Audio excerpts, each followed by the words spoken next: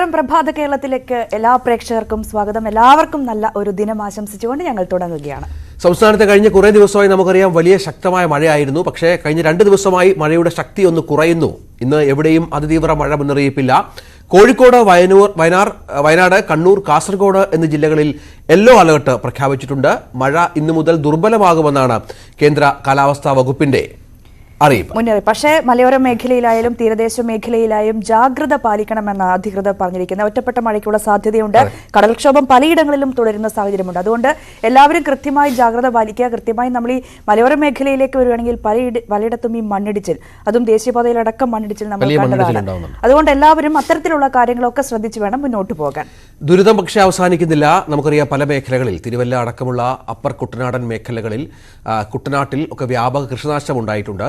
അങ്ങനെ ഒരുപാട് ഇതുമായി ബന്ധപ്പെട്ട വാർത്തകളുണ്ട്. ഒപ്പം തന്നെ പനിക്കണക്കുകൾ, കഴിഞ്ഞ ദിവസം പനിക്കണക്കുകളിൽ അല്പം ഒരു കുറവുണ്ടായിരുന്നെങ്കിലും ഇന്നലത്തെ കണക്കുകൾ പ്രകാരം വീണ്ടും അത് വർദ്ധിക്കുന്ന സാഹചര്യത്തിലേക്ക് കാര്യങ്ങൾ മാറുകയായിരുന്നു. എലിപ്പനി ബാധിച്ച് സംസ്ഥാനത്ത് ഒരു മരണമുണ്ടാകുന്നു. ഡെങ്കിപ്പനി ബാധിച്ചവരുടെ എണ്ണം സംസ്ഥാനത്ത് കൂടുന്നു. അങ്ങനെ വിവിധ വാർത്തകളുണ്ട്. ഒപ്പം തന്നെ രാഹുൽ ഗാന്ധിയുമായി ബന്ധപ്പെട്ട് കോൺഗ്രസ് ഇനി സുപ്രീം കോടതിയിലേക്ക് പോകുമെന്ന വിവരങ്ങൾ ഇന്നലെ പുറത്തു വന്നിരുന്നു. അത് ഏത് തരത്തിലാണ് കോൺഗ്രസ് തന്റെ നിയമവഴികൾ തേടുന്നത് എന്നുള്ളത് വളരെ പ്രധാനപ്പെട്ട കാര്യമാണ്. ഒപ്പം UCCയുമായി ബന്ധപ്പെട്ടുള്ള പ്രക്ഷോഭ പരിപാടികളിൽ അടക്കം രാഷ്ട്രീയ പാർട്ടികളുടെ തീരുമാനം വരാനുണ്ട്. അങ്ങനെ ഒരുപാട് വാർത്തകളുള്ള ഒരു ദിവസം തന്നെയാണിത്. മറ്റ് സ്പെഷ്യൽ വാർത്തകളും നമുക്ക് ഉണ്ടാകും. അതിനു മുമ്പ് നമുക്ക് ആദ്യം ടോപ്പ് ഹെഡ്ലൈൻസ് നോക്കാം.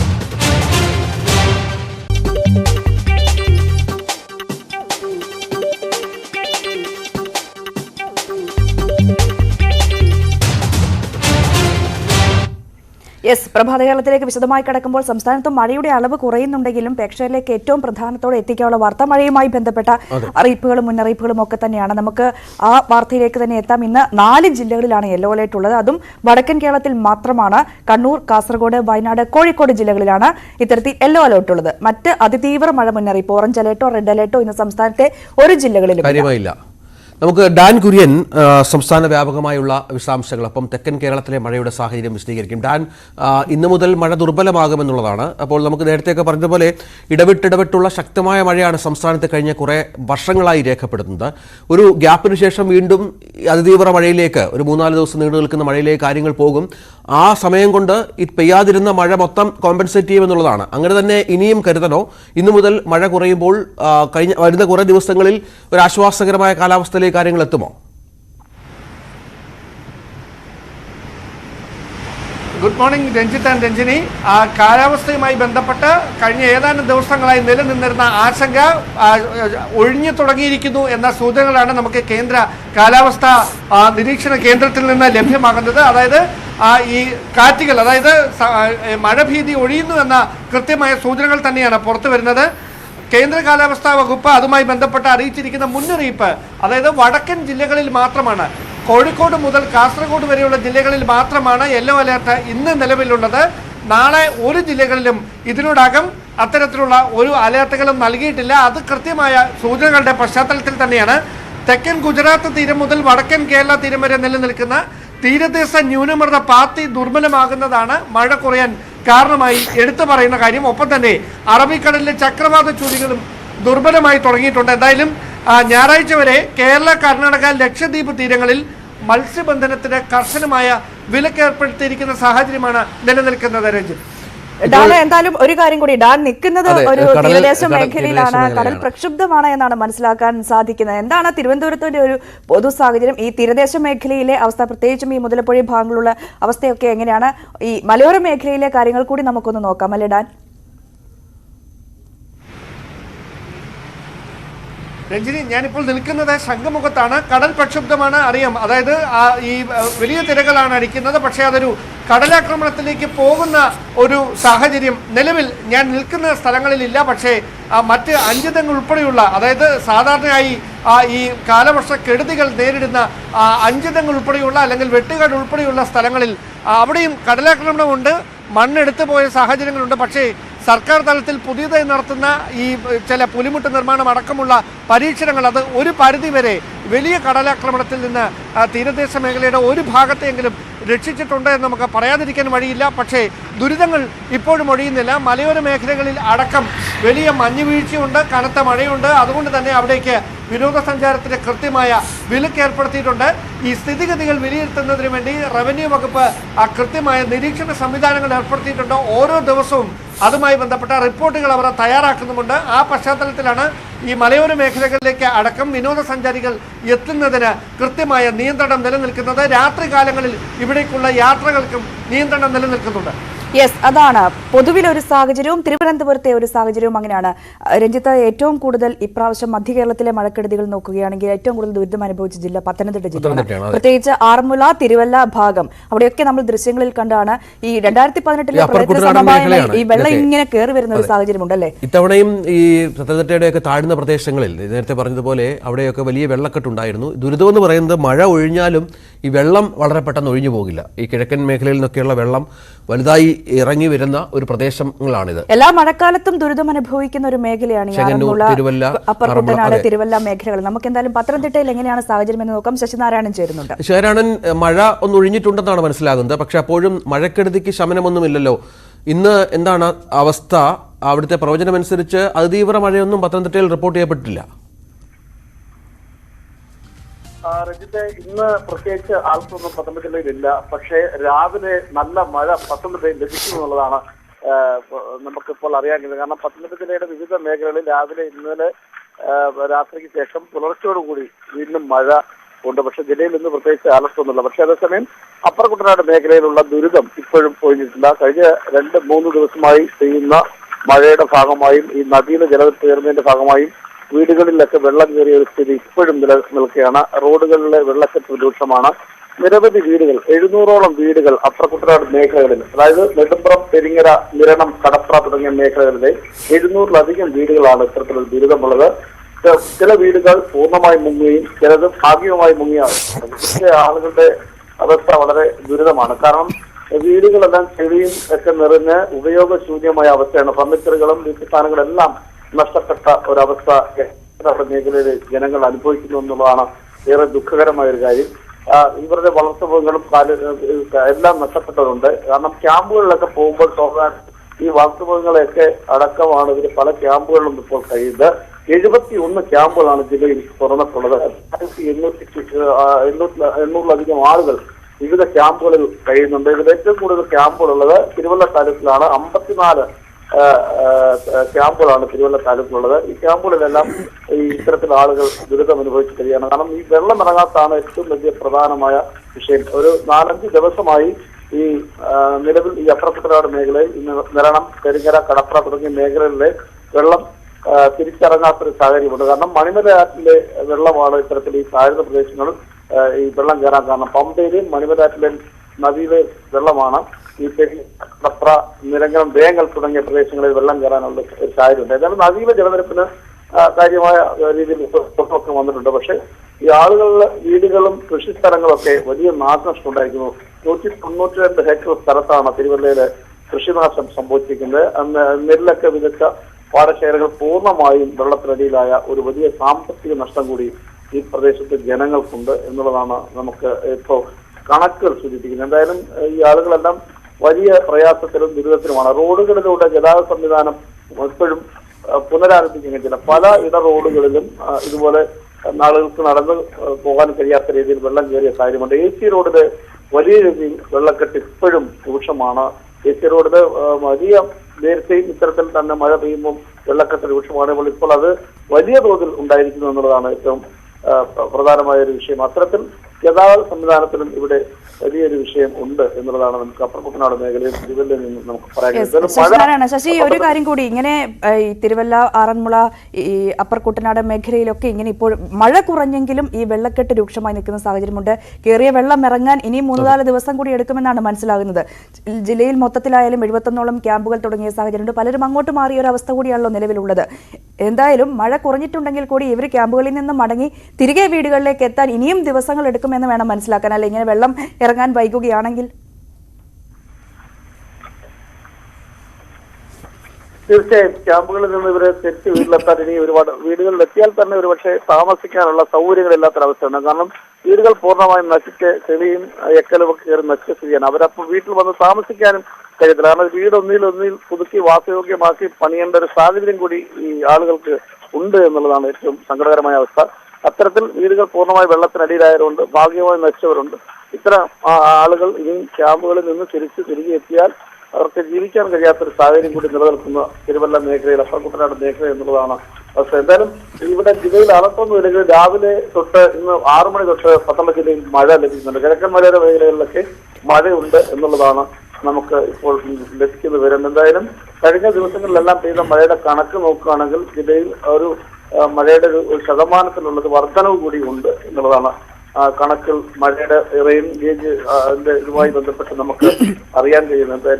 എന്തായാലും പത്തനംതിട്ട ജില്ലയിൽ ഈ താഴ്ന്ന പ്രദേശങ്ങളിലെല്ലാം ദുരിതം ഇപ്പോഴും ഇനിയും ദിവസങ്ങൾ എടുക്കുമായിരിക്കും ഒരു പക്ഷേ ഈ താഴ്ന്ന പ്രദേശങ്ങളിലെ വെള്ളക്കെട്ട് മാറുന്നതിന് വേണ്ടി. കാരണം കഴിഞ്ഞ കാലഘട്ടങ്ങളിലൊന്നും ഇത്തരത്തിലൊരു സാധാരണഗതിയിൽ മഴ പെയ്തപ്പോഴും വെള്ളം കയറുന്ന പ്രദേശമാണ് അപ്പർ കുട്ടനാട് മേഖലയിൽ ഈ നെടുമ്പ്രം, വേങ്ങൽ, നിരണം, കടപ്പുറ തുടങ്ങിയ പ്രദേശങ്ങളൊക്കെ. പക്ഷെ ഇപ്പോൾ അതിരൂക്ഷമായ രീതിയിൽ ഇവിടെ വെള്ളക്കെട്ട് ഉണ്ടായിരിക്കുന്നു എന്നുള്ളതാണ് ജനങ്ങളെ സംബന്ധിച്ച് വലിയ ഒരു ദുരിതമാകും. കാരണം എന്തായാലും ക്യാമ്പുകൾ ഇനി കുറച്ച് ദിവസം കൂടി അവർ കഴിയേണ്ടത്. അതേസമയം എടുത്തു പറയേണ്ട മറ്റൊരു കാര്യം, അച്ചൻകോലാറ്റിലും പമ്പയിലും വെള്ളം കൂടിയുള്ള ആറന്മുള ഭാഗത്തുനിന്നും കഴിഞ്ഞ പ്രളയ സമയത്തുള്ള പോലെ ഒരു ദുരിതവും ഉണ്ടായിട്ടില്ല. കാരണം വെള്ളം അങ്ങനെ കയറി വലിയ നാശം ആറന്മുള, റാന്നി തുടങ്ങിയ ഭാഗങ്ങളിലൊന്നും വെള്ളം കയറുന്ന ഒരു കാര്യം ഇപ്രാവശ്യം ഉണ്ടായില്ല. റോഡുകളിലും വെള്ളം കയറിയിട്ടില്ല. അത്തരത്തില് ഒരു കാര്യം ആറന്മുളയിലൊന്നും ഉണ്ടായിട്ടില്ല എന്നുള്ളതാണ്. കോന്നി മേഖലകളിലൊന്നും അത്തരത്തിൽ ഉരുൾപൊട്ടുകയോ മറ്റു നാശനഷ്ടങ്ങളൊന്നും ഇവിടെ റിപ്പോർട്ട് ചെയ്തില്ല. പക്ഷേ ഈ തിരുവല്ല മേഖലയിലാണ് ഇപ്രാവശ്യം ഏറ്റവും കൂടുതൽ ഈ മഴയുമായി ബന്ധപ്പെട്ട് ഏറ്റവും കൂടുതൽ ബുദ്ധിമുട്ടും ദുരിതം ഇപ്പോൾ നേരിടുന്നത്. ശരി, ശശിനാരായണനാണ് വിവരങ്ങൾ പങ്കുവെക്കുന്നത്. രഞ്ജിനി, ഒരു പ്രത്യേകത എന്ന് പറഞ്ഞാൽ നമ്മൾ ഈ ജൂൺ മാസത്തിൽ മഴ എവിടെയെന്നൊരു ചോദ്യം ഉയർന്നിരുന്നു. ജൂണിലൊന്നും കാര്യമായ മഴ പെയ്തില്ല. 60% നമ്മുടെ പെയ്ത്തിന് കുറവുണ്ടായിരുന്നു. പക്ഷേ ജൂലൈ 1 മുതൽ 5 വരെയുള്ള ദിവസങ്ങൾ, 5-6 വരെയുള്ള ദിവസങ്ങളിൽ അതിശക്തമായ മഴ പെയ്യുകയും ഈ ജൂൺ മാസത്തിലെ കുറവ് മഴ മൊത്തം ഒറ്റയടിക്ക് ഒരു 5-6 ദിവസം കൊണ്ട് അതിന്റെ 80% ഈ 6 ദിവസത്തിനുള്ളിൽ അത് പരിഹരിച്ചു. അതിന്റെ ഒരു പ്രശ്നമാണ് ഈ വെള്ളക്കെട്ടും വലിയ തോതിലുള്ള മണ്ണിടിച്ചിലും ഈ ജലവിധാനത്തിന്റെ വല്ലാത്തൊരു വർധനവും. ഇനി മുന്നോട്ട് നമ്മൾ കാണുന്ന ഒരു പ്രതിസന്ധി എന്ന് പറയുന്നത്, ഇനിയിപ്പോൾ അതിതീവ്ര മഴ മുന്നറിയിപ്പ് എവിടെയുമില്ല. കുറച്ച് ദിവസം ഇങ്ങനെ ചിലപ്പോൾ മഴ കുറഞ്ഞേക്കാം. അത് കഴിഞ്ഞ് പിന്നീടുള്ള ദിവസങ്ങൾ ഇതേപോലെ ശക്തമായി കുറച്ച് ദിവസങ്ങൾ അടുപ്പിച്ച് ഇങ്ങനെ മഴ പെയ്യുന്ന സാഹചര്യത്തിൽ എത്തിക്കുമ്പോൾ അത് ആളുകളെ സംബന്ധിച്ച ബുദ്ധിമുട്ടാണ്. ഇത്തരത്തിൽ പല 5-6 വർഷമായുള്ള നമ്മുടെ നാട്ടിലുണ്ടായ കാലാവസ്ഥാ മാറ്റം അതിന്റെ ഒരു പ്രതിഭാസമാണെന്നാണ് വിദഗ്ധർ പറയുന്നത്. നമുക്കിനി കൊച്ചിയിലേക്ക് ഒന്ന് പോകണം. MS അനീഷ് കുമാറുണ്ട്. അനീഷ്, കൊച്ചിയിലും കുറേ ദിവസങ്ങൾ സ്കൂളിൽ അവധിയൊക്കെ പ്രഖ്യാപിച്ചൊരു സ്ഥലമാണ്. അതിതീവ്ര മഴ മുന്നറിയിപ്പ്, റെഡ് അലേർട്ട് അടക്കം ഉണ്ടായിരുന്ന ഒരു ജില്ലയാണ്. പക്ഷേ ഇന്ന് മറ്റ് സംസ്ഥാനത്തെ മറ്റ് ജില്ലകളെ പോലെ തന്നെയുള്ള അവസ്ഥയാണല്ലോ അല്ലേ? കാര്യമായ മഴ കൊച്ചിയിൽ പെയ്യുന്നുണ്ടോ?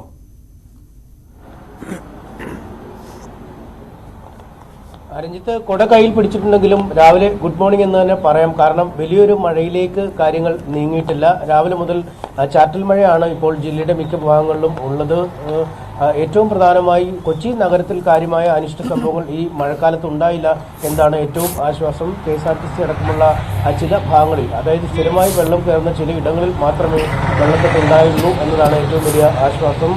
കേരളത്തിന്റെ വ്യാവസായിക തലസ്ഥാനത്തിൽ ഈ സർക്കാരും കോർപ്പറേഷനും ഒക്കെ നടപ്പിലാക്കിയ ഓപ്പറേഷൻ ബ്രേക്ക് ത്രൂ, അതായത് വെള്ളക്കെട്ട് ഒഴിവാക്കുന്നതിനാൽ നടത്തിയ പദ്ധതികൾ ഏതാണ്ട് ഫലം കണ്ടിരിക്കുന്നുവെന്ന് പറയാം. കാരണം കഴിഞ്ഞ ഏതാനും ദിവസങ്ങളായി നിർത്താതെ പെയ്യുന്ന മഴയായിരുന്നു കൊച്ചി നഗരത്തിലും ഒപ്പം എറണാകുളം ജില്ലയുടെ പല ഭാഗങ്ങളിലും.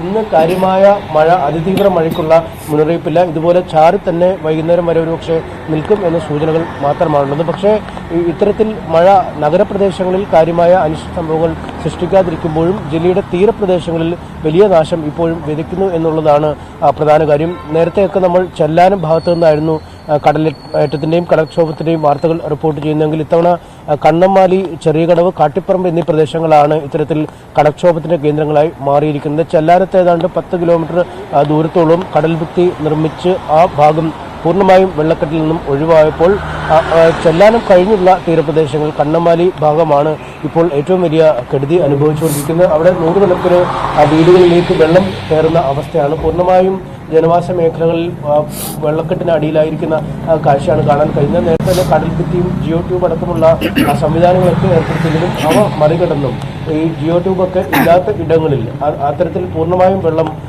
ഈ ജനവാസ കേന്ദ്രങ്ങളിലേക്ക് ഉപ്പുവെള്ളം കയറുന്ന അവസ്ഥയാണ്. എന്തായാലും ദുരിതാശ്വാസ ക്യാമ്പുകളൊക്കെ പ്രവർത്തിക്കുന്നതിന് കാര്യമായ ആളുകൾ ദുരിതാശ്വാസ ക്യാമ്പുകളിലേക്ക് മാറാൻ തയ്യാറാവുന്നില്ല. ചെല്ലാനം മോഡലിൽ ഈ ടെട്രാപോഡും കടൽഭിത്തിയും ഒക്കെ വേണം എന്ന ആവശ്യമാണ് അവർ മുന്നോട്ട് വെച്ചുകൊണ്ടിരിക്കുന്നത്.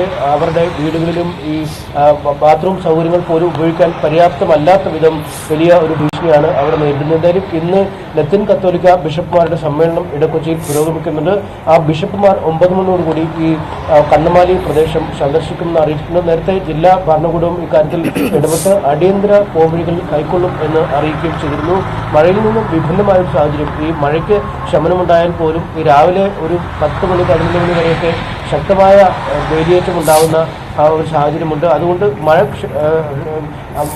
മഴയില്ലാതായാൽ പോലും ഈ ഭാഗത്ത് കടൽക്ഷോഭം വളരെ രൂക്ഷമായി തുടരുന്ന ഒരു സാഹചര്യമുണ്ട്. എന്തായാലും അടിയന്തര നടപടികളാണ് അവർ പ്രതീക്ഷിക്കുന്നത്. കഴിഞ്ഞ ഏതാനും ദിവസങ്ങളൊക്കെ ഈ റോഡ് ഉപരോധം അടക്കമുള്ള സമരപരിപാടികളുമായി ഈ തീരദേശവാസികൾ മുന്നോട്ട് പോയിരുന്നു. എന്തായാലും ഇന്നും കാര്യമായ പ്രതിഷേധം തന്നെ ഈ ചെല്ലാനും കണ്ണമാലി ഭാഗത്ത് ഉണ്ടാകുമെന്നാണ് നമുക്ക് പറയാൻ കഴിയുന്നത്. യെസ്, അനീഷാണ് വിശദാംശങ്ങൾ നൽകിയത്. അനീഷൊക്കെ ഇതിനു മുമ്പത്തെ ഈ മഴക്കാലമൊക്കെ റിപ്പോർട്ട് ചെയ്യുമ്പോൾ ഏറ്റവും കൂടുതൽ പോയ സ്ഥലം കൂടിയാണ് ഈ ചെല്ലാനം. ഇപ്രാവശ്യം ചെല്ലാനത്തുകാർക്ക് ആശ്വാസമാണ്, സമാധാനത്തോടെ ഉറങ്ങാം, കടൽക്ഷോഭത്തെ ഒന്നും പേടിക്കാതെ ഉറങ്ങാം. ടെട്രാപോഡുകളൊക്കെ ശാസ്ത്രീയമായി തന്നെ അവിടെ വിനിയോഗിച്ചു എന്നുള്ളതാണ്. പക്ഷേ കണ്ണമാലിക്കാരന്റെ അവസ്ഥ അതല്ല, കടൽക്ഷോഭം രൂക്ഷമാണ്. ഇന്നിപ്പോൾ പല ആളുകളും സഭാപ്രതിനിധികളടക്കം ആ മേഖലയിൽ സന്ദർശനം നടത്തുന്നുണ്ട്. കോട്ടയത്തേക്ക് നമ്മളിനി കോട്ടയത്തെ സാഹചര്യം കൂടി പരിശോധിക്കാം. ജി ശ്രീജിത്താണ് കോട്ടയത്ത് നിന്നും ചെയ്യുന്നത്. Sreejith, very good morning. എന്താണ് ജില്ലയിലെ സാഹചര്യം? ഇന്നലെ ശ്രീജിത്ത് അവിടെ നിന്ന് ഉച്ചയ്ക്കൊക്കെ റിപ്പോർട്ട് ചെയ്യുമ്പോൾ മഴയൊക്കെ കുറഞ്ഞിരുന്നു, രാവിലത്തെ അന്തരീക്ഷമല്ല എന്നാണ് പറഞ്ഞത്. ഇന്ന് മുന്നറിയിപ്പൊന്നുമില്ല. ഇപ്പോഴെങ്ങനെയാണ് ഒരു സാഹചര്യം? പ്രത്യേകിച്ചും ഈ മലയോര മേഖലയുടെ ഒരു അവസ്ഥ, മീനച്ചിലാർ, മണിമലയാറിലൊക്കെ ഒരു ജലനിരപ്പൊക്കെ എങ്ങനെയാണ്? നല്ല കാലാവസ്ഥയാണെന്ന് തോന്നുന്നു ശ്രീജിത്തിന്റെ ആ ഒരു ഫ്രെയിം കാണുമ്പോൾ.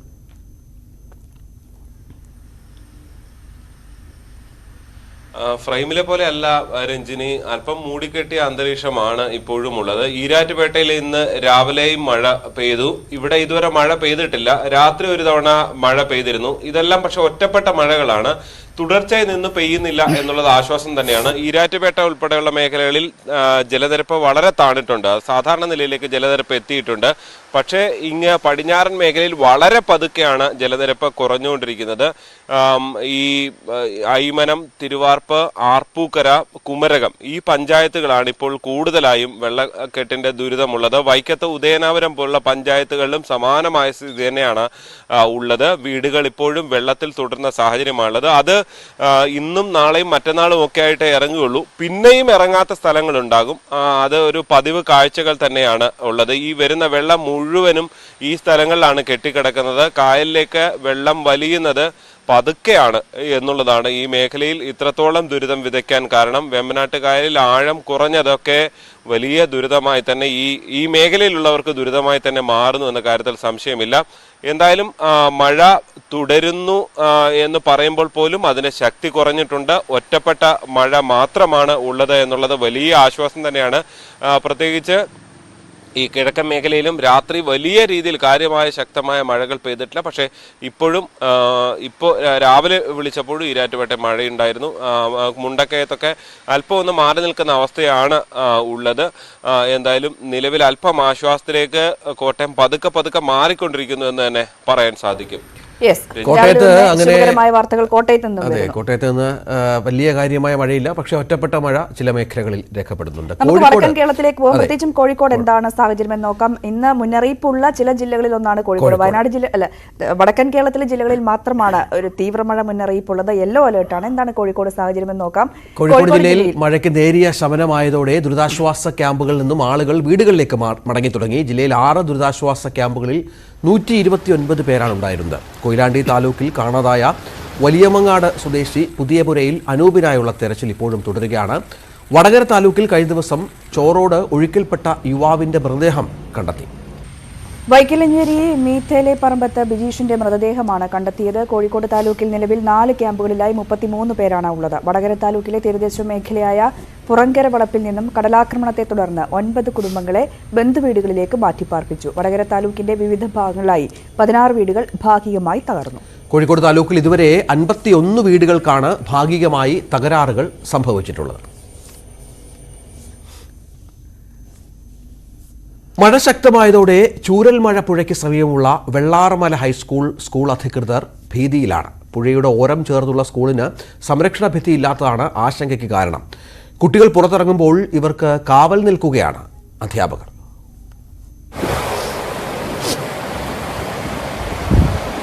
മേപ്പാടി ഗ്രാമപഞ്ചായത്തിലെ വെള്ളാർമല സ്കൂളിന് അരികിലുള്ള ചൂരൽമല പുഴയാണിത്. 2018-ൽ പ്രളയകാലത്ത് സ്കൂൾ മൈതാനം പൂർണ്ണമായും വെള്ളത്തിലാഴ്ന്നിരുന്നു.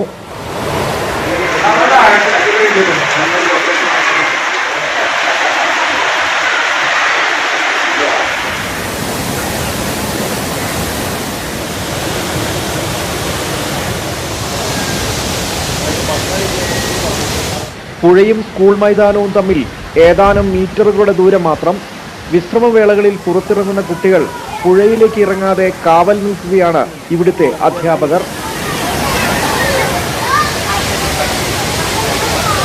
ഞങ്ങളുടെ മക്കൾ ഇവിടെ പഠിക്കാൻ പറഞ്ഞെങ്കിൽ ഞങ്ങളൊരു ഒരു രീതിയിലാണ് പഠിക്കുന്നത്. കളിക്കാൻ വരെ എന്ന് പറഞ്ഞാൽ മഴക്കാലത്ത് മക്കളെ ഒരു ചെറിയ ചോർച്ചുണ്ടെങ്കിൽ ഈ ഗ്രൗണ്ടിലേക്ക് വരെ വിടുന്നില്ല, ഈ വെള്ളം പേടിച്ചിട്ട്. നമ്മൾ ഇതിലേക്ക് പോയിട്ടുണ്ടെങ്കിൽ മക്കളെ കാവൽ നിർത്തിയിട്ടാണ്, മാഷ്മാർ കാവൽ നിന്നിട്ടാണ് മക്കളെ ബാത്റൂമിലേക്ക് കൊണ്ടുവന്നത്. അഥവാ മക്കളായിട്ട് കഴിയുകയാണോ അല്ലെങ്കിൽ വേറെ എന്തിനെങ്കിലും വന്നിട്ടുണ്ടെങ്കിൽ മക്കൾ പോയിട്ടുണ്ടെങ്കിൽ ആ കുടുംബത്തിന് പോയി എന്നല്ലാതെ വേറെ ആർക്കും ഒന്നും പോയിട്ടില്ല. മഴ ശക്തമായാൽ സ്കൂൾ മൈതാനത്ത് പുഴയിലെ വെള്ളമെത്തും. സ്കൂളിന്റെ പാചകപ്പുരയുടെ അടിത്തറ ഏതു നിമിഷവും പുഴയെടുക്കുമെന്ന സ്ഥിതിയിലാണ്. സ്കൂളിന്റെ സംരക്ഷണ ഭിത്തി നിർമ്മിക്കുന്ന കാര്യത്തിൽ ജില്ലാ പഞ്ചായത്ത് അടിയന്തരമായി ഇടപെടണമെന്നാണ് നാട്ടുകാരുടെ ആവശ്യം.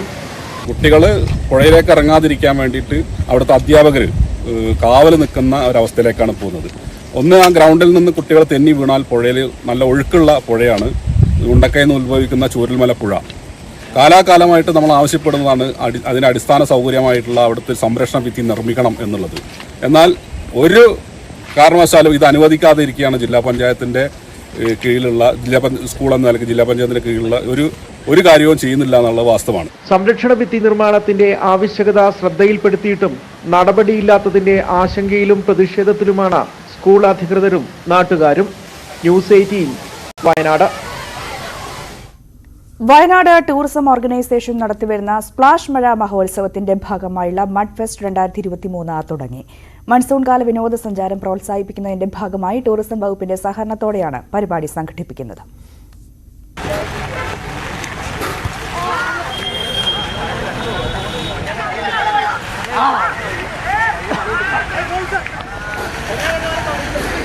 മാനന്തവാടിയിലെ വള്ളിയൂർക്കാവ്, ബത്തേരി കാരക്കണ്ടിയിലെ വയൽ, കാക്കവയൽ, കണ്ണിവയൽ പാടങ്ങളിലാണ് താലൂക്ക് തല മഡ് ഫുട്ബോൾ മത്സരങ്ങൾ സംഘടിപ്പിക്കപ്പെട്ടത്.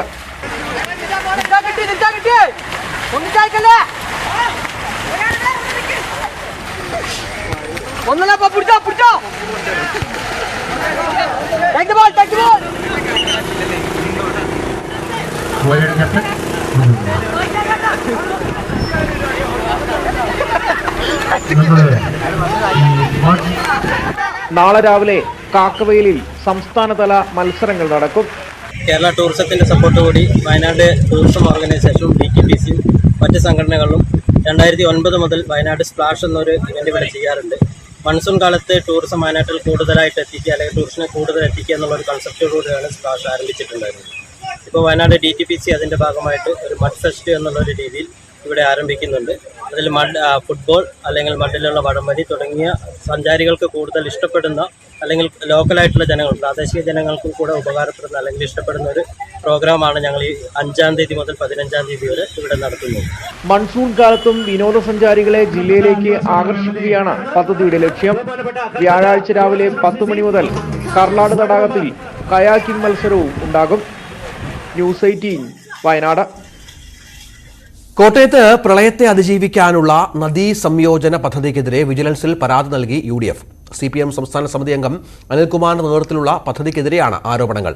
ആരോപണങ്ങൾ തള്ളിയ കെ അനിൽകുമാർ പദ്ധതി വിജയമാണെന്നും അവകാശപ്പെട്ടു.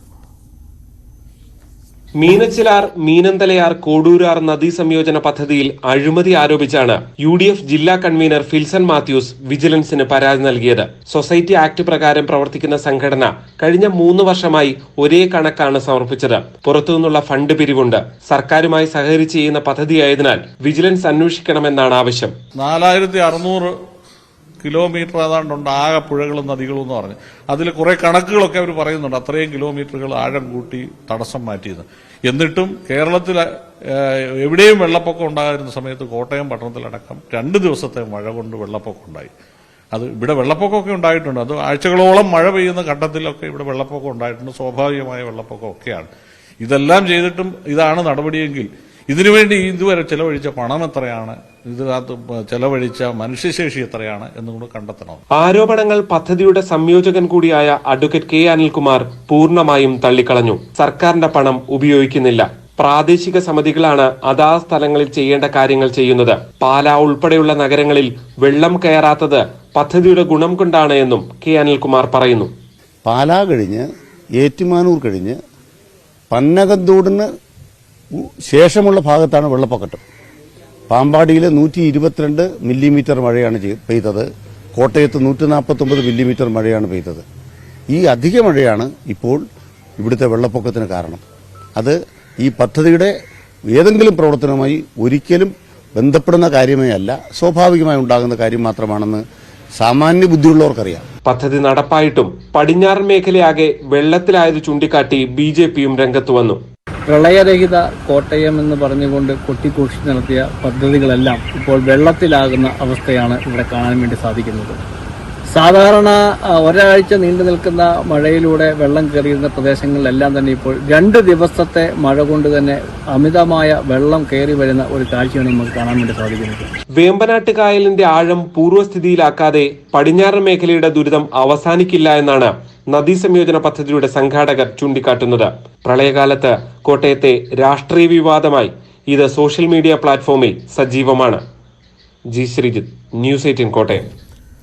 ഇനി നമ്മൾ മഴക്കാല വാർത്തകളിൽ നിന്ന് പോകുന്നത് പനിയുമായി ബന്ധപ്പെട്ട വാർത്തകൾ. പകർച്ചപ്പനി കൂടി വരുന്ന സാഹചര്യമുണ്ടായിരുന്നു. കഴിഞ്ഞ ദിവസത്തെ കണക്കുകൾ പ്രകാരമായിരുന്നെങ്കിൽ കുറച്ച് പനി കുറഞ്ഞു നിൽക്കുന്ന സാഹചര്യമാണ്. പുതിയ കണക്കുകൾ പ്രകാരം വീണ്ടും ഉയരുകയാണ്. സംസ്ഥാനത്ത് ഇന്നലെ പനിബാധിതരുടെ എണ്ണം ഉയർന്നു തുടങ്ങിയിട്ടുണ്ട്. 11,418 പേർ പനി ബാധിച്ച് ചികിത്സ തേടിയപ്പോൾ 127 പേർക്ക് ഡെങ്കിപ്പനി സ്ഥിരീകരിച്ചു. എലിപ്പനി ബാധിച്ച ഒരാൾ മരിച്ചു. 11 പേർക്ക് എലിപ്പനിയും സ്ഥിരീകരിച്ചു. തിരുവനന്തപുരത്ത് പനി ബാധിച്ച വീട്ടമ്മ മരിച്ചു. വിളപ്പിൽശാല സ്വദേശിനിയാണ് തിരുവനന്തപുരം മെഡിക്കൽ കോളേജ് ആശുപത്രിയിൽ ചികിത്സയിലിരിക്കെ മരിച്ചത്. ഇത് ഔദ്യോഗിക കണക്കിൽ ഉൾപ്പെടുത്തിയിട്ടില്ല എന്നുള്ളതാണ്. ഡാൻ കുര്യൻ വാർത്തയുടെ വിശദാംശങ്ങൾ പങ്കുവയ്ക്കും.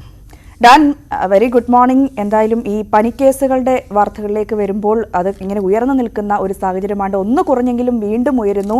എലിപ്പനി മരണമുണ്ടാകുന്നു, ഡെങ്കിപ്പനി കേസുകൾ കൂടുന്നു, എലിപ്പനി കേസുകളൊക്കെ കൂടുന്നുണ്ട്. എങ്ങനെയാണ് ആരോഗ്യവകുപ്പ് കാര്യങ്ങളെ കാണുന്നത്? മുന്നോട്ടുള്ള പ്രവർത്തനങ്ങൾ എങ്ങനെയാണ്? ഇനിയും വരും ദിവസങ്ങളിലും മഴ ശക്തമാകുകയാണെങ്കിൽ കേസുകൾ വീണ്ടും ഉയരാനുള്ള സാധ്യത കൂടി സ്വാഭാവികമായും ആരോഗ്യവകുപ്പ് മുന്നിൽ കാണുമല്ലോ. രഞ്ജിനി, കഴിഞ്ഞ ഏതാനും ദിവസങ്ങളായി പനിക്കണക്ക് 10,000-ന് മുകളിലായിരുന്നു ദിവസം റിപ്പോർട്ട് ചെയ്യപ്പെടുന്നത്. പക്ഷേ അത് ഇന്നലെ കൃത്യമായി 11,419 എന്ന കണക്കിലേക്ക്, 418 എന്ന കണക്കിലേക്ക് ഉയർന്നിരിക്കുകയാണ്. അതോടൊപ്പം ആശങ്കപ്പെടുത്തുന്ന ഒരു കാര്യം, ഈ എലിപ്പനിയും ഡെങ്കിപ്പനിയും മറ്റ് ചിലയിടങ്ങളിലായി, അതായത് ഒറ്റപ്പെട്ടായിരുന്നു ആദ്യം അത് പടർന്നിരുന്നെങ്കിൽ എന്ന് അത് വ്യാപകമായി അതും പടർന്നു പിടിക്കുന്ന ഒരു സാഹചര്യമുണ്ട്.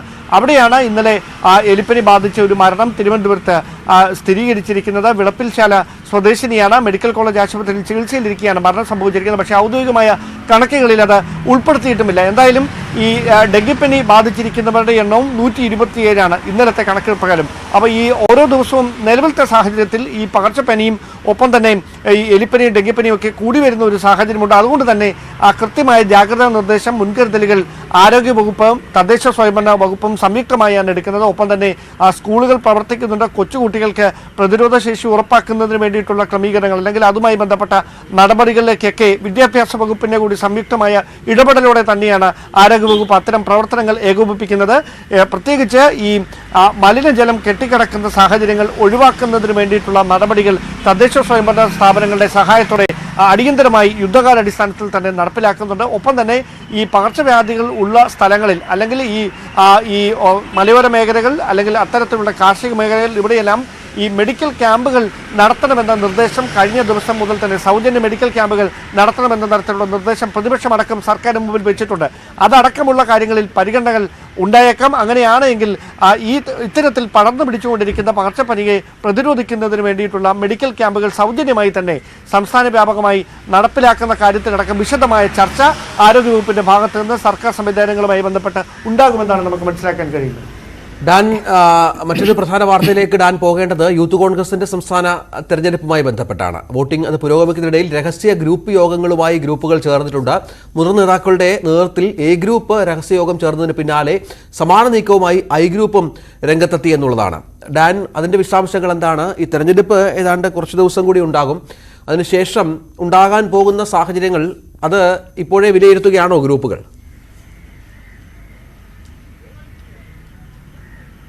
രഞ്ജിത്ത്, 28-ാം തീയതി കൊണ്ടാണ് ഈ യൂത്ത് കോൺഗ്രസ് സംസ്ഥാന ഭാരവാഹികളെ തെരഞ്ഞെടുക്കുന്നതിനുള്ള വോട്ടിംഗ് നടപടിക്രമങ്ങൾ പൂർത്തിയാകുക. അപ്പോൾ 28-ാം തീയതിക്ക് മുമ്പായി മുഴുവൻ പരമാവധി മെമ്പർഷിപ്പ് പൂർത്തിയാക്കിക്കൊണ്ട് പരമാവധി വോട്ട് ഉറപ്പിക്കുന്നതിനുള്ള നീക്കങ്ങളാണ് AI ഗ്രൂപ്പുകളുടെ, അതായത് രാഹുൽ മാങ്കൂട്ടത്തിൽ നയിക്കുന്ന എ ഗ്രൂപ്പിന്റെ പാനൽ, ഒപ്പം തന്നെ അബിൻ വർക്കി നയിക്കുന്ന ഐ ഗ്രൂപ്പിന്റെ ഔദ്യോഗിക പാനൽ. ഈ രണ്ട് പാനലുകൾ തമ്മിൽ നടക്കുന്നത് നേർക്കുനേർ പോരാട്ടമാണ്. ഇത് ഗ്രൂപ്പുകളുടെ ബലാബലമായി ബലപരീക്ഷണമായി തന്നെ മാറുമെന്ന കാര്യത്തിൽ സംശയമൊന്നും വേണ്ട. സാധാരണയായി എ ഗ്രൂപ്പിന്റെ കുത്തകയാണ് യൂത്ത് കോൺഗ്രസിന്റെ സംസ്ഥാന അധ്യക്ഷ സ്ഥാനം. പക്ഷേ കടുത്ത വെല്ലുവിളിയാണ് അബിൻ വർക്കി, ഐ ഗ്രൂപ്പിന്റെ പ്രതിനിധി അബിൻ വർക്കി ഉയർത്തുന്നത്. അതിലേക്ക് നയിച്ചൊരു സാഹചര്യം രാഹുൽ മാങ്കൂട്ടത്തിനെതിരെ എ ഗ്രൂപ്പിൽ നിന്ന് തന്നെ മത്സരിക്കുന്ന മറ്റ് 4 സ്ഥാനാർത്ഥികളാണ്. രാഹുലിന് ലഭിക്കേണ്ട വോട്ടുകൾ ഈ 4 പേർക്കായി ഭിന്നിച്ചു പോകുമെന്ന ആശങ്ക അത് എ ഗ്രൂപ്പിലെ മുതിർന്ന നേതാക്കൾക്ക് ഉണ്ട്, അല്ലെങ്കിൽ എ ഗ്രൂപ്പിന്റെ ഔദ്യോഗിക പക്ഷത്തിനുണ്ട്. അതുകൊണ്ട് തന്നെയാണ് അവർ കൃത്യമായി രഹസ്യ യോഗങ്ങൾ ചേർന്ന് പരമാവധി വോട്ടുകൾ രാഹുൽ മാങ്കൂട്ടത്തിന് ഉറപ്പിക്കുന്നതിന് വേണ്ടിയിട്ടുള്ള തന്ത്രങ്ങൾ ആവിഷ്കരിച്ച് നടപ്പിലാക്കിക്കൊണ്ടിരിക്കുന്നത്. ആ പശ്ചാത്തലത്തിൽ തന്നെയാണ് അബിൻ വർക്കിക്ക് അനുകൂലമായ ഒരു രാഷ്ട്രീയ സാഹചര്യം അല്ലെങ്കിൽ ഒരു സംഘടനാ സാഹചര്യം ഒരുങ്ങുന്നതിന് വേണ്ടി ഐ ഗ്രൂപ്പിലെ മുതിർന്ന നേതാക്കളും ഇത്തരത്തിൽ യോഗം ചേരുന്ന നടപടികളിലേക്ക് കടന്നിരിക്കുന്നത്. എന്തായാലും കടുത്ത മത്സരമാണ് രാഹുൽ മാങ്കൂട്ടത്തിലും അബിൻ വർക്കിയും തമ്മിൽ നടക്കുന്ന നേർക്കുനേർ പോരാട്ടത്തിൽ ഉണ്ടാകാൻ പോകുന്നത്. എന്തായാലും 28-ലെ വോട്ടിംഗ് നടപടികൾ പൂർത്തിയാകുന്നതിന് പിന്നാലെ ഈ ഏറ്റവും കൂടുതൽ വോട്ട് ലഭിക്കുന്നയാൾ അവർ തെരഞ്ഞെടുക്കപ്പെടുന്ന സാധാരണ ശൈലിക്ക് അപ്പുറത്തേക്ക് രാഹുൽ ഗാന്ധിയുടെ ടീം നയിക്കുന്ന ഒരു അഭിമുഖമുണ്ട്. ആ അഭിമുഖത്തിൽ കൂടി മികച്ച പ്രകടനം കാഴ്ചവെക്കുന്ന ഒരാളെ ആയിരിക്കും അവിടെ നിന്ന് യൂത്ത് കോൺഗ്രസ് സംസ്ഥാന അധ്യക്ഷനായി തിരഞ്ഞെടുക്കുക എന്ന വിവരങ്ങളാണ് നമുക്ക് അതുമായി ബന്ധപ്പെട്ട് പങ്കുവെക്കാനുള്ളത്. ശരി, മറ്റൊരു വാർത്തയിലേക്ക് വരികയാണെങ്കിൽ SFI സംസ്ഥാന നേതൃത്വത്തെ നേർവഴിക്ക് നയിക്കാൻ CPMന്റെ പഠന ക്ലാസ്സിന് ഇന്ന് തുടക്കമാകും. സമീപകാലത്ത് SFI തുടരെ വിവാദങ്ങളിൽപ്പെട്ടത് CPM നേതൃത്വത്തെ അലോസരപ്പെടുത്തിയിരുന്നു. സംഘടനാബോധമില്ലായ്മയുടെയും നേതൃത്വത്തിന്റെ പക്വതക്കുറവിന്റെയും പ്രതിഫലനമാണ് SFIയിലെ പ്രശ്നങ്ങളെന്നും CPM വിലയിരുത്തി. ഇത് മറികടക്കാനാണ് SFIയിലും തെറ്റുതിരുത്തലിലും സംഘടനാബോധം പകർന്നു നൽകാനുള്ള പഠന ക്ലാസുകൾക്കും CPM തീരുമാനമെടുത്തത്. 3 ദിവസത്തെ പഠന ക്യാമ്പ് വിളപ്പിൽശാല EMS അക്കാഡമിയിലാണ്. CPM സംസ്ഥാന സെക്രട്ടറി ഉൾപ്പെടെയുള്ള നേതാക്കൾ ക്ലാസുകൾ എടുക്കും. SFIയുടെ നേതൃത്വത്തിൽ അഴിച്ചുപണി വന്നേക്കുമെന്ന സൂചനകൾ CPM തള്ളിയിട്ടുണ്ട്. ഏകീകൃത സിവിൽ കോഡ് വിഷയത്തിൽ സ്വീകരിച്ച നിലപാടും തന്ത്രവും പൊതുവിൽ സ്വീകരിക്കപ്പെട്ടെന്ന CPM വിലയിരുത്തൽ. EMS ഉൾപ്പെടെയുള്ള മുൻകാല നേതാക്കളുടെ നിലപാടുകളെ പറ്റിയുള്ള വിമർശനത്തിൽ കാര്യമില്ല. ഇക്കാര്യത്തിൽ ബന്ധപ്പെട്ടവരെ നിലപാട് ബോധ്യപ്പെടുത്താനാകും. സിവിൽ കോഡ് വിരുദ്ധ സമരത്തിൽ ഇടത് പ്ലാറ്റ്ഫോമിൽ മുസ്ലിം ലീഗിന്റെ സഹകരണം പ്രതീക്ഷിക്കുന്നില്ല. എന്നാൽ മുസ്ലിം സമുദായത്തിലെ സംഘടനകൾ ഇതുമായി സഹകരിക്കുമെന്നാണ് CPM സംസ്ഥാന സെക്രട്ടേറിയറ്റിന്റെ വിലയിരുത്തൽ. പൊതുവ്യക്തി നിയമവും സമകാലിക വിഷയങ്ങളും ചർച്ച ചെയ്യാൻ കോഴിക്കോട്ട് സമസ്തയുടെ കൺവെൻഷൻ. പൊതുവ്യക്തി നിയമത്തിനെതിരെ തുടർ നടപടികൾ കൺവെൻഷനിൽ പ്രഖ്യാപിക്കും. S. വിനേഷ് കുമാർ ചേരുന്നു. വിനേഷ്, ഈ UCCയുടെ പേരിൽ ഒരു മുസ്ലിം ഐക്യം രൂപപ്പെടുത്താനുള്ള സാഹചര്യങ്ങൾ, വിവിധ സംഘടനകളുടെ ഐക്യം രൂപപ്പെടുത്താനുള്ള സാഹചര്യങ്ങൾ കോഴിക്കോട് മലബാർ മേഖല കേന്ദ്രീകരിച്ച് ഉയർന്നിരുന്നു. ഇപ്പോൾ അതിൻ്റെ തുടർച്ചയായാണോ സമസ്ത ഇത്തരമൊരു കാര്യത്തിലേക്ക് ഇത്തരം വിഷയത്തിലേക്ക് കടക്കുന്നത്?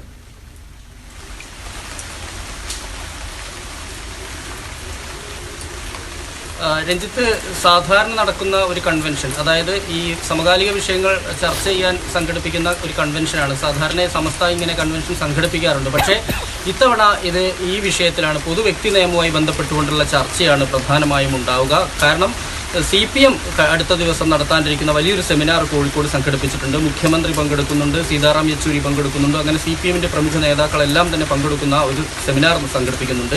ഇതിലേക്ക് മുസ്ലിം ലീഗ് പങ്കെടുക്കില്ല. കാരണം കോൺഗ്രസിന് ക്ഷണമില്ലാത്തതുകൊണ്ട് തന്നെ മുസ്ലിം ലീഗ് പങ്കെടുക്കേണ്ട എന്നൊരു തീരുമാനത്തിൽ എത്തിയിട്ടുണ്ട്. പക്ഷേ മുസ്ലിം സംഘടനകളെല്ലാം തന്നെ ഏറെക്കുറെ പങ്കെടുക്കും. അതിൽ ഒന്ന് സമസ്തയായിരിക്കും എന്നാണ് അറിയാൻ കഴിയുന്നത്. ഇക്കാര്യം ഇന്ന് 2 മണിക്ക്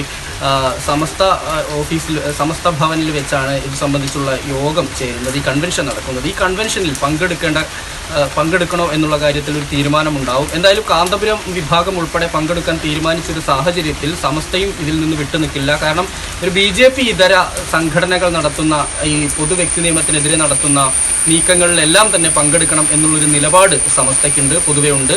ഈ ഒരു സാഹചര്യത്തിൽ സമസ്തയുടെ പ്രതിനിധികളും ഇതിൽ പങ്കെടുക്കും എന്ന് തന്നെയാണ് അറിയാൻ കഴിയുന്നത്. ഇക്കാര്യം ഇന്ന് പ്രധാനമായും ചർച്ച ചെയ്യും. കാരണം പങ്കെടുക്കേണ്ടതുണ്ടോ അല്ലെങ്കിൽ എന്ത് നിലപാടാണ് സ്വീകരിക്കേണ്ടത് എന്നുള്ളത്. പക്ഷേ മുസ്ലിം ലീഗിനെ സംബന്ധിച്ചിടത്തോളം സമസ്ത പങ്കെടുത്തു കഴിഞ്ഞാൽ വലിയ വെല്ലുവിളിയാവും. മുസ്ലിം ലീഗ് പങ്കെടുക്കേണ്ടതില്ല എന്നൊരു തീരുമാനത്തിലെത്തിയ സാഹചര്യത്തിൽ എങ്കിലും കാന്തപുരവും അതുപോലെ തന്നെ സമസ്ത വിഭാഗങ്ങളും എല്ലാം തന്നെ പങ്കെടുക്കാൻ മുസ്ലിം സംഘടനകളെല്ലാം, അതായത് ജമാഅത്ത് ഇസ്ലാമി, മുജാഹിദ് സംഘടനകളെല്ലാം പങ്കെടുക്കാൻ തയ്യാറായി നിൽക്കുന്ന ഒരു സാഹചര്യത്തിൽ കൂടിയാണ് ഇന്ന് ഈ കൺവെൻഷൻ നടക്കുന്നത്. ഈ കൺവെൻഷൻ ഇത് സംബന്ധിച്ചുള്ള തീരുമാനം ഈ കൺവെൻഷനിൽ ഉണ്ടാവും. ഉച്ചയ്ക്ക് 2 മണിക്കാണ് കൺവെൻഷൻ. ഇത് വൈകുന്നേരത്തോടു കൂടിയാണ് തീരുക. യെസ്, വിനേഷ് കുമാറാണ് വാർത്തയുടെ വിശദാംശങ്ങൾ പങ്കുവച്ചതിന്. നമ്മൾ കൂടുതൽ വാർത്തകൾക്കും വിശേഷങ്ങൾക്കും അതിഥിയുടെ വിശേഷങ്ങളിലേക്കും എത്താം. ഒരു ഇടവേളയ്ക്ക് ശേഷം കൂടുതൽ വാർത്തകൾക്കും വിശദാംശങ്ങൾക്കും malayalam.news18.com സന്ദർശിക്കും.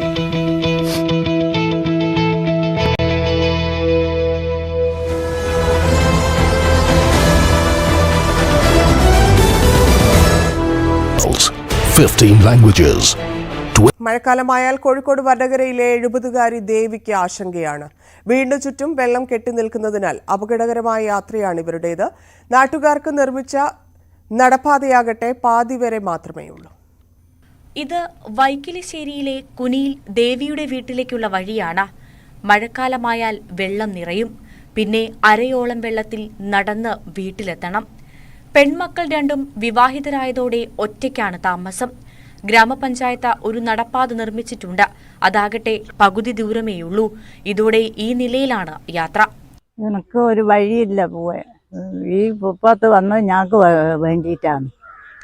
അത് ആടം വരെ എത്തിയതിൻ്റെ ശേഷം ആ പൈസ തീർന്നെന്ന് പറഞ്ഞ് പിന്നെ ഒന്നുമില്ല. ഞാൻ എല്ലാ ഗ്രാമസഭയിലും പോയിട്ട് പറയൂ, എൻ്റെ ബാക്കി വഴി എന്തെങ്കിലും ഒന്നാക്കി തരണം. അത് ചെയ്യാന്ന് പറയാന്നല്ലാണ്ട് ഇതുവരെയും ചെയ്തിട്ടില്ല. ഇപ്പം വെള്ളം കയറിയിട്ട് എനിക്ക് എങ്ങോട്ടും പോയിക്കൂടാ. ഗ്രാമപഞ്ചായത്ത് പ്രസിഡന്റും അംഗവും ദേവിയെ കാണാനെത്തി. ആവശ്യമെങ്കിൽ ദുരിതാശ്വാസ കേന്ദ്രത്തിലേക്കോ തങ്ങളുടെ വീട്ടിലേക്കോ പോകാമെന്ന് അവർ വാഗ്ദാനം ചെയ്തു. എന്നാൽ സ്വന്തം വീട്ടിലേക്ക് ശാശ്വതമായ ഒരു വഴിയാണ് ഇവർ ആഗ്രഹിക്കുന്നത്. മഴ ശക്തമാകുമ്പോൾ ഇവരുടെ യാത്ര കൂടുതൽ അപകടകരമാകും. ന്യൂസ് 18 വടകര. മഴക്കാലമായാൽ കോഴിക്കോട് വടകരയിലെ 70-കാരി ദേവിക്ക് ആശങ്കയാണ്. വീടിനു ചുറ്റും വെള്ളം കെട്ടിനിൽക്കുന്നതിനാൽ അപകടകരമായ യാത്രയാണ് ഇവരുടേത്. നാട്ടുകാർക്ക് നിർമ്മിച്ച നടപ്പാതയാകട്ടെ പാതി വരെ മാത്രമേ ഉള്ളൂ. ഇത് വൈക്കിലിശ്ശേരിയിലെ കുനിയിൽ ദേവിയുടെ വീട്ടിലേക്കുള്ള വഴിയാണ്. മഴക്കാലമായാൽ വെള്ളം നിറയും. പിന്നെ അരയോളം വെള്ളത്തിൽ നടന്ന് വീട്ടിലെത്തണം. പെൺമക്കൾ 2 വിവാഹിതരായതോടെ ഒറ്റയ്ക്കാണ് താമസം. ഗ്രാമപഞ്ചായത്ത് ഒരു നടപ്പാത നിർമ്മിച്ചിട്ടുണ്ട്. അതാകട്ടെ പകുതി ദൂരമേയുള്ളൂ. ഇതോടെ ഈ നിലയിലാണ് യാത്ര. എനിക്ക് ഒരു വഴിയില്ല പോവാൻ. ഈ ഫുട്പാത്ത് വന്ന് ഞങ്ങൾക്ക് വേണ്ടിയിട്ടാണ്. അത് ആടം വരെ എത്തിയതിൻ്റെ ശേഷം ആ പൈസ തീർന്നെന്ന് പറഞ്ഞ് പിന്നെ ഒന്നുമില്ല. ഞാൻ എല്ലാ ഗ്രാമസഭയിലും പോയിട്ട് പറയൂ, എൻ്റെ ബാക്കി വഴി എന്തെങ്കിലും ഒന്നാക്കി തരണം. അത് ചെയ്യാന്ന് പറയാന്നല്ലാണ്ട് ഇതുവരെയും ചെയ്തിട്ടില്ല. ഇപ്പം വെള്ളം കയറിയിട്ട് എനിക്ക് എങ്ങോട്ടും പോയിക്കൂടാ. ഗ്രാമപഞ്ചായത്ത് പ്രസിഡന്റും അംഗവും ദേവിയെ കാണാനെത്തി. ആവശ്യമെങ്കിൽ ദുരിതാശ്വാസ കേന്ദ്രത്തിലേക്കോ തങ്ങളുടെ വീട്ടിലേക്കോ പോകാമെന്ന് അവർ വാഗ്ദാനം ചെയ്തു. എന്നാൽ സ്വന്തം വീട്ടിലേക്ക് ശാശ്വതമായ ഒരു വഴിയാണ് ഇവർ ആഗ്രഹിക്കുന്നത്. മഴ ശക്തമാകുമ്പോൾ ഇവരുടെ യാത്ര കൂടുതൽ അപകടകരമാകും. ന്യൂസ് 18 വടകര. മഴക്കാലമായാൽ കോഴിക്കോട് വടകരയിലെ 70-കാരി ദേവിക്ക് ആശങ്കയാണ്. വീടിനു ചുറ്റും വെള്ളം കെട്ടിനിൽക്കുന്നതിനാൽ അപകടകരമായ യാത്രയാണ് ഇവരുടേത്. നാട്ടുകാർക്ക് നിർമ്മിച്ച നടപ്പാതയാകട്ടെ പാതി വരെ മാത്രമേ ഉള്ളൂ. ഇത് വൈക്കിലിശ്ശേരിയിലെ കുനിയിൽ ദേവിയുടെ വീട്ടിലേക്കുള്ള വഴിയാണ്. മഴക്കാലമായാൽ വെള്ളം നിറയും. പിന്നെ അരയോളം വെള്ളത്തിൽ നടന്ന് വീട്ടിലെത്തണം. പെൺമക്കൾ രണ്ടും വിവാഹിതരായതോടെ ഒറ്റയ്ക്കാണ് താമസം. ഗ്രാമപഞ്ചായത്ത് ഒരു നടപ്പാത നിർമ്മിച്ചിട്ടുണ്ട്. അതാകട്ടെ പകുതി ദൂരമേയുള്ളൂ. ഇതോടെ ഈ നിലയിലാണ് യാത്ര. എനിക്ക് ഒരു വഴിയില്ല പോവാൻ. ഈ ഫുട്പാത്ത് വന്നത് ഞങ്ങൾക്ക് വേണ്ടിയിട്ടാണ്. അത് ആടം വരെ എത്തിയതിൻ്റെ ശേഷം ആ പൈസ തീർന്നെന്ന് പറഞ്ഞ് പിന്നെ ഒന്നുമില്ല. ഞാൻ എല്ലാ ഗ്രാമസഭയിലും പോയിട്ട് പറയൂ, എൻ്റെ ബാക്കി വഴി എന്തെങ്കിലും ഒന്നാക്കി തരണം. അത് ചെയ്യാന്ന് പറയാന്നല്ലാണ്ട് ഇതുവരെയും ചെയ്തിട്ടില്ല.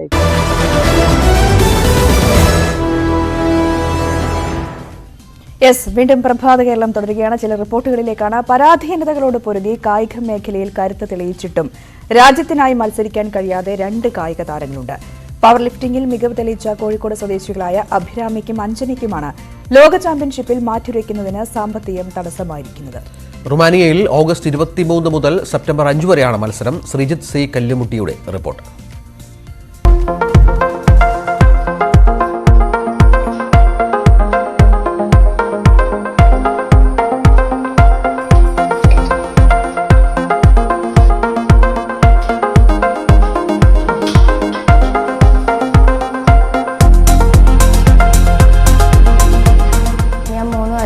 പവർ ലിഫ്റ്റിംഗ് ചെയ്യുന്നുണ്ട്. ഫസ്റ്റ് ഷട്ടിലായിരുന്നു ചെയ്തിരുന്നത്.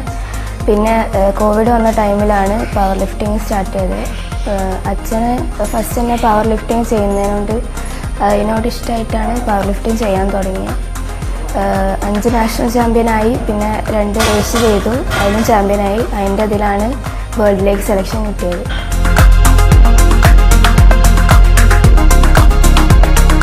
ചെറുപ്പത്തിലെ അച്ഛനെ പവർ ലിഫ്റ്റിംഗ് ചെയ്യുന്നത് കാണുമ്പോൾ അതിനോട് ഇഷ്ടം വന്ന് അങ്ങനെയാണ് പവർ ലിഫ്റ്റിംഗ് തുടങ്ങുന്നത്. ഫസ്റ്റൊക്കെ വെറുതെ എക്സസൈസൊക്കെ ചെയ്യും. പിന്നെ ഒരു സ്റ്റേറ്റ് ചെയ്ത് അതിന് മെഡൽ വന്നു. പിന്നെ അങ്ങനെയാണ് പവർ ലിഫ്റ്റിംഗ് നല്ലോണം പോലെ ചെയ്യാൻ തുടങ്ങി.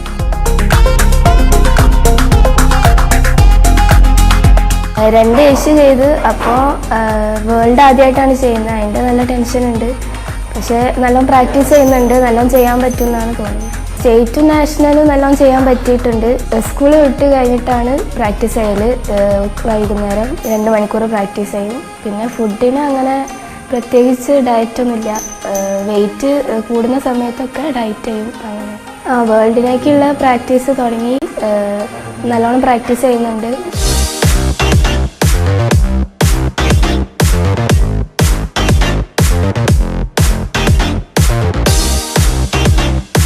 എനിക്ക് ആദ്യം സൗത്ത് ഇന്ത്യയിൽ ഫസ്റ്റ് ഉണ്ടായിരുന്നു. പിന്നെ ഈ അടുത്ത് ജാർഖണ്ഡിൽ വെച്ചൊരു നാഷണൽസ് ഉണ്ടായിരുന്നു. അതിലെനിക്ക് സെക്കൻഡ് കിട്ടി. അങ്ങനെയാണ് ഇപ്പോൾ ഈ വേൾഡിലോട്ട് പോകാനുള്ളൊരു ചാൻസ് കിട്ടിയത്.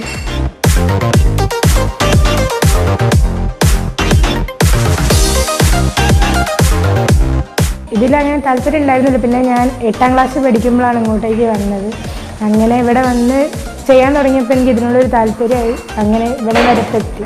കഴിഞ്ഞ മത്സരം നന്നോളം പ്രിപ്പയറൊക്കെ ചെയ്ത് അതിന് തന്നെ റിസൾട്ട് ആ മത്സരങ്ങളിലൊക്കെ എനിക്ക് കാണാനുണ്ടായിരുന്നു. പുതിയ മത്സരത്തിലേക്ക് നല്ല ടെൻഷനുണ്ട്. കാരണം വേൾഡാണ്, ഓരോ രാജ്യത്തു നിന്ന് കൺട്രീസിൽ നിന്നുള്ള ആൾക്കാരൊക്കെ ഉണ്ടാവും. അപ്പം അതിന് വേണ്ടി ഇപ്പം നല്ലോണം പ്രിപ്പയറൊക്കെ ചെയ്യുന്നുണ്ട്. 2 മണിക്കൂർ ജിമ്മിൽ വർക്കൗട്ടും കാര്യങ്ങളൊക്കെ ഉണ്ട്. ജിമ്മിലൊരു 3-3:30 ഒക്കെ ആകുമ്പോൾ എത്തും. പിന്നെ ഒരു 5:30 വരെയൊക്കെ വർക്കൗട്ടൊക്കെ ചെയ്യും. ഭക്ഷണത്തിൽ അങ്ങനെ ക്രമീകരണവും കാരണങ്ങളൊന്നും. വേൾഡിൽ പോകുന്നതിന് ബുദ്ധിമുട്ട് പൈസേൻ്റെ പ്രശ്നമാണ്. 2 ലക്ഷം രൂപത്തോളം വേണം. അപ്പോൾ ആ ഒരു ഇതിൽ നിൽക്കും.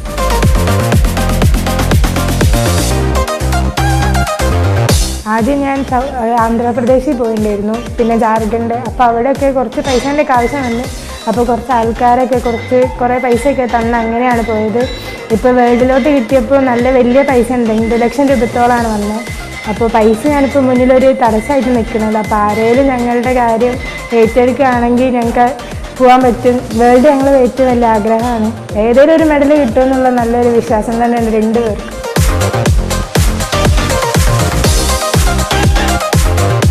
മൂന്ന് വർഷമായി ഇപ്പം ഈ ഒരു ഫീൽഡിൽ വർക്ക് ചെയ്യുന്നത്. ആദ്യമായിട്ട് കളിച്ചത് ഷട്ടിലായിരുന്നു. അവിടെ നിന്ന് കണ്ടിട്ടാണ് ഞാനിങ്ങനെ ഒരു കൊറോണ സമയത്ത് ആണ് പവർ ലിഫ്റ്റിംഗ് സ്റ്റാർട്ട് ചെയ്തത്. ഇപ്പോൾ അതുകൊണ്ടാണ് തന്നെ ഫസ്റ്റ് സ്റ്റേറ്റ് ചാമ്പ്യൻഷിപ്പിന് സെക്കൻഡ് വന്നു. അതിൻ്റെ അടിസ്ഥാനത്തിലാണ് കുട്ടിക്ക് വാരണാസിയിൽ വെച്ച് കിടക്കുന്ന പവർ ലിഫ്റ്റിംഗ് ചാമ്പ്യൻഷിപ്പിൽ സെലക്ഷൻ കിട്ടിയത്. അത് കഴിഞ്ഞതിന് ശേഷം അവിടെ 3 ബ്രോൺസ് മെഡൽ വന്നു. ഒരു ടോട്ടൽ മെഡലൊന്നും വന്നിട്ടില്ല. അതിനുശേഷം അയാൾ തന്നെ നല്ലോണം പ്രാക്ടീസ് ചെയ്യാൻ തുടങ്ങി. ഇപ്പോൾ 5 നാഷണൽ ചാമ്പ്യനാണ്, 2 ഏഷ്യൻ ചാമ്പ്യനാണ്, 3 സ്ട്രോങ് മൺ ഓഫ് ഇന്ത്യ പട്ടം കരസ്ഥമാക്കിയിട്ടുണ്ട്, 2 ഏഷ്യൻ പട്ടം കരസ്ഥമാക്കിയിട്ടുണ്ട്. അതിൻ്റെ അടിസ്ഥാനത്തിലാണ് ഇപ്പോൾ റുമാനിയയിൽ വെച്ച് നടക്കുന്ന ഓഗസ്റ്റ് 23 മുതൽ സെപ്റ്റംബർ 4 വരെ റുമാനിയയിൽ വെച്ച് നടക്കുന്ന ലോക പവർ ലിഫ്റ്റിംഗ് ചാമ്പ്യൻഷിപ്പ് സെലക്ഷൻ കിട്ടിയിരിക്കുന്നത്. അതേപോലെ തന്നെയാണ് അഭിരാമി. ഇവർ രണ്ടുപേരും ഒപ്പരം പഠിച്ചിട്ടുള്ള കുട്ടികളാണ് സ്കൂളിൽ ചെറുപ്പത്തിൽ. അങ്ങനെയാണ് രണ്ടുപേരും മറ്റാളും ജിമ്മിൽ നിന്ന് ജോയിൻ ചെയ്യുന്നത്. അയാളുടെ കാര്യം നല്ലൊരു ലിഫ്റ്ററാണ്. ഇപ്പം നാഷണൽ ചാമ്പ്യൻഷിപ്പിൽ മറ്റേ വെള്ളി മെഡൽ കരസ്ഥമാക്കി. അതിന് മുമ്പേ ആന്ധ്രയിൽ വെച്ചിറങ്ങുന്ന സൗത്ത് ഇന്ത്യൻ പവർ ലിഫ്റ്റിംഗ് ചാമ്പ്യൻഷിപ്പിൽ ഗോൾഡ് മെഡൽ കരസ്ഥമാക്കി. അങ്ങനെയാണ് കുട്ടികളുടെ 2 റിസൾട്ട് ഉള്ളത്. അതിൻ്റെ അടിസ്ഥാനത്തിലാണ് ഇപ്പം കുട്ടികൾക്ക് ഈ ചാമ്പ്യൻഷിപ്പിന് സെലക്ഷൻ കിട്ടിയിരിക്കുന്നത്. ഇപ്പം പോകാനും തന്നെ ഒരാൾക്ക് 2-2.5 ലക്ഷം രൂപയുടെ തന്നെ ചിലവ് വരും. അപ്പോൾ അതിന് കുറച്ച് പരിമിതിയാണ്. കുട്ടികളുടെ അടുത്തുള്ള സാമ്പത്തികമായിട്ട് ഇല്ലാത്ത ആൾക്കാരാണ്. ഇപ്പോൾ 2 ഏഷ്യൻ ചാമ്പ്യൻഷിപ്പ് ചെയ്തതും മകളിപ്പോൾ 2 ഏഷ്യൻ ചാമ്പ്യൻഷിപ്പ് ചെയ്തതും ഇതേപോലെ തന്നെ കൈവിൽ നിന്ന് പൈസ എടുത്തിട്ടാണ്.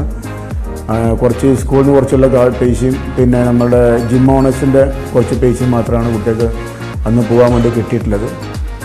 അപ്പോൾ ഇനി ആരെങ്കിലുമൊക്കെ മറ്റേ സ്പോൺസർഷിപ്പ് കിട്ടിയാൽ മാത്രമേ കുട്ടികൾക്ക് ഈ ചാമ്പ്യൻഷിപ്പിന് പങ്കെടുക്കാനുള്ള ഒരു അവസരം കിട്ടുള്ളൂ.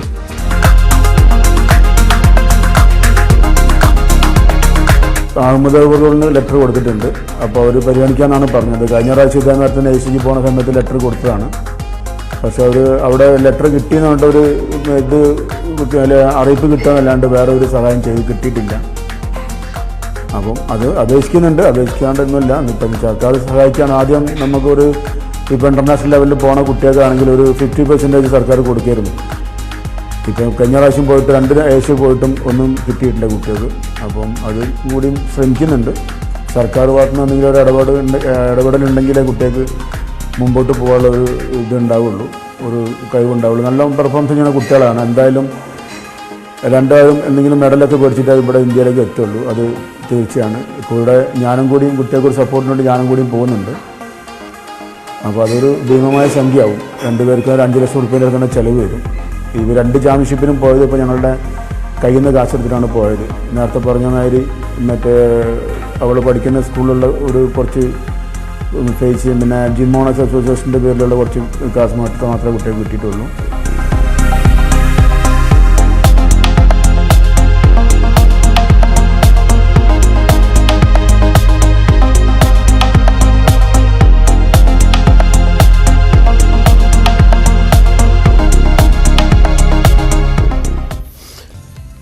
പ്രഭാത കേരളത്തിലേക്ക് വീണ്ടും എല്ലാ പ്രേക്ഷകർക്കും സ്വാഗതം. മറ്റൊരു വാർത്തയിലേക്ക് വരുമ്പോൾ കാസർകോട്ടെ വീരമലക്കുന്ന് ചരിത്രത്തിലേക്ക് മറയുന്നു. അനിയന്ത്രിതമായ മണ്ണെടുപ്പിന്റെ ഭാഗമായി കാലവർഷത്തിൽ ഇല്ലാതാകുന്നത് ഒരു കാലഘട്ടത്തിന്റെ അടയാളപ്പെടുത്തലുകളാണ്. നൂറ്റാണ്ടുകൾക്ക് മുൻപ് വിദേശ വാണിജ്യം നടന്നിരുന്ന സ്ഥലമാണിതെന്നാണ് ചരിത്രരേഖകളിൽ പറയുന്നത്.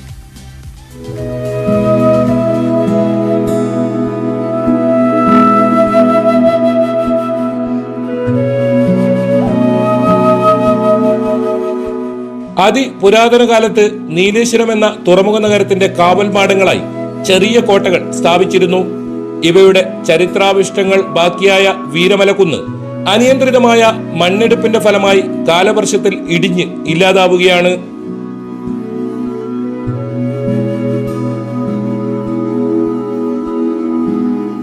വീരമലക്കുന്നിൽ കോട്ടകൾ ഉണ്ടായിരുന്നതായി 1771 പ്രസിദ്ധീകരിച്ച ആൻക്വിറ്റിൽ ഡ്യൂപെറിൻ എഴുതിയ സെന്റ് അഗസ്തയുടെ ഫ്രഞ്ച് പരിഭാഷാ ഗ്രന്ഥത്തിൽ പരാമർശിക്കുന്നു.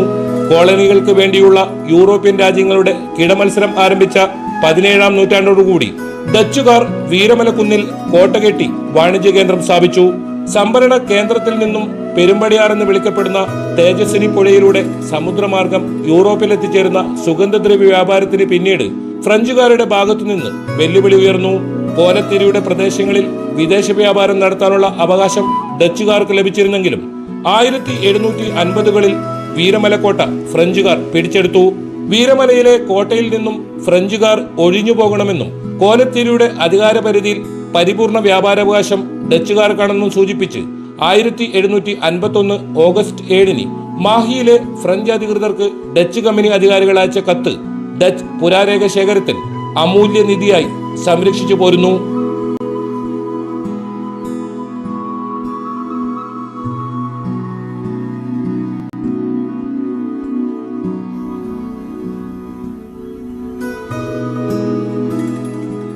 ഒരു കാലത്ത് സുഗന്ധദ്രവ്യങ്ങളുടെ ഒരു വ്യാപാര കേന്ദ്രമായിരുന്നു വീരമലക്കുന്ന്. അതിൻ്റെ ഭാഗമായിട്ട് ഡച്ചുകാർ അവിടെ കോട്ട കെട്ടിയിരുന്നത്. അവിടെ നിന്നുള്ള സുഗന്ധദ്രവ്യങ്ങൾ കരിങ്കോട് പുഴയിലൂടെ കടൽമാർഗ്ഗം യൂറോപ്പിലേക്ക് കയറ്റുമതി ചെയ്യുന്നൊരു പതിവുണ്ടായിരുന്നു. പിൽക്കാലത്ത് ഫ്രഞ്ചുകാർ അവിടെ കടന്നു നിന്നപ്പോൾ ഫ്രഞ്ചുകാർ അവിടെ നിന്ന് ഒഴിഞ്ഞു പോകാൻ വേണ്ടി ഡച്ചുകാർ എഴുതിയ കത്ത് ഇന്നും ഡച്ചുകാരുടെ പുരാവസ്തു ശേഖരത്തിൽ ലഭ്യമാണ്. 1951 ആഗസ്റ്റ് മാസം 7-ാം തീയതിയാണ് ഡച്ചുകാർ അവിടെ വിട്ടുപോകണമെന്നും കോലത്തിരിയുടെ മുഴുവൻ പ്രദേശങ്ങളിലും വാണിജ്യ അവകാശം തങ്ങൾക്കാണെന്ന് പറഞ്ഞുകൊണ്ട് ഡച്ചുകാർ കത്തയച്ചത്. അപ്പോൾ അങ്ങനെയൊരു ചരിത്ര സ്മാരകം ഉണ്ടായിരുന്ന ഒരു വലിയൊരു കുന്നാണ് ഇടിഞ്ഞുകൊണ്ടിരിക്കുന്നത്. അത് ഇനിയെങ്കിലും സംരക്ഷിക്കുവാൻ വേണ്ടിയുള്ള പ്രവർത്തനങ്ങൾ ചെയ്യേണ്ടതാണ്. ഒരു നാടിന്റെ ചരിത്രം പറയുന്ന വീരമലക്കുന്ന് പൂർണ്ണമായും നശിക്കുന്നതിന് മുൻപ് പുരാവസ്തു വകുപ്പ് ഇടപെട്ട് സംരക്ഷിക്കണമെന്ന ആവശ്യമാണ് ഉയരുന്നത്. K V Baiju, news 18, Kasaragod. Ranjith, ഇവിടെ 2018 പ്രളയം, 19 പ്രളയം, പിന്നെ ഇങ്ങോട്ട് വന്ന ഓരോ വർഷങ്ങളെയും കാലവർഷം ബാക്കി വെച്ചത്, അതൊക്കെ ഇങ്ങനെ നമ്മുടെ മുന്നിൽ നിൽക്കുമ്പോഴാണ് ഒരു കുന്നിങ്ങനെ ഇടിച്ച് നശിപ്പിക്കുന്നു. ഈ കാലവർഷത്തിൽ അതിങ്ങനെ താഴോട്ട് പോരുന്നു. ബൈജു, വല്ലാത്ത അവസ്ഥയാണ് ഇത്. ഇങ്ങനെ അനിയന്ത്രിതമായ മണ്ണെടുപ്പ്, ഇത്തരത്തിലുള്ള പ്രകൃതിയെ ചൂഷണം ചെയ്യുന്ന രീതികൾ, ഇതൊക്കെ അവിടെ നിയമാനുസൃതമല്ലെന്ന് നമുക്കറിയാം. അതൊക്കെ അങ്ങനെ അനുവദിച്ചു കൊടുക്കുകയാണ്. ആരാണ് ശരിക്കും ഇതിന് ഉത്തരവാദികൾ? ഇത് സംരക്ഷിക്കാനുള്ള എന്തെങ്കിലും നടപടികൾ സ്വീകരിക്കുന്നുണ്ടോ?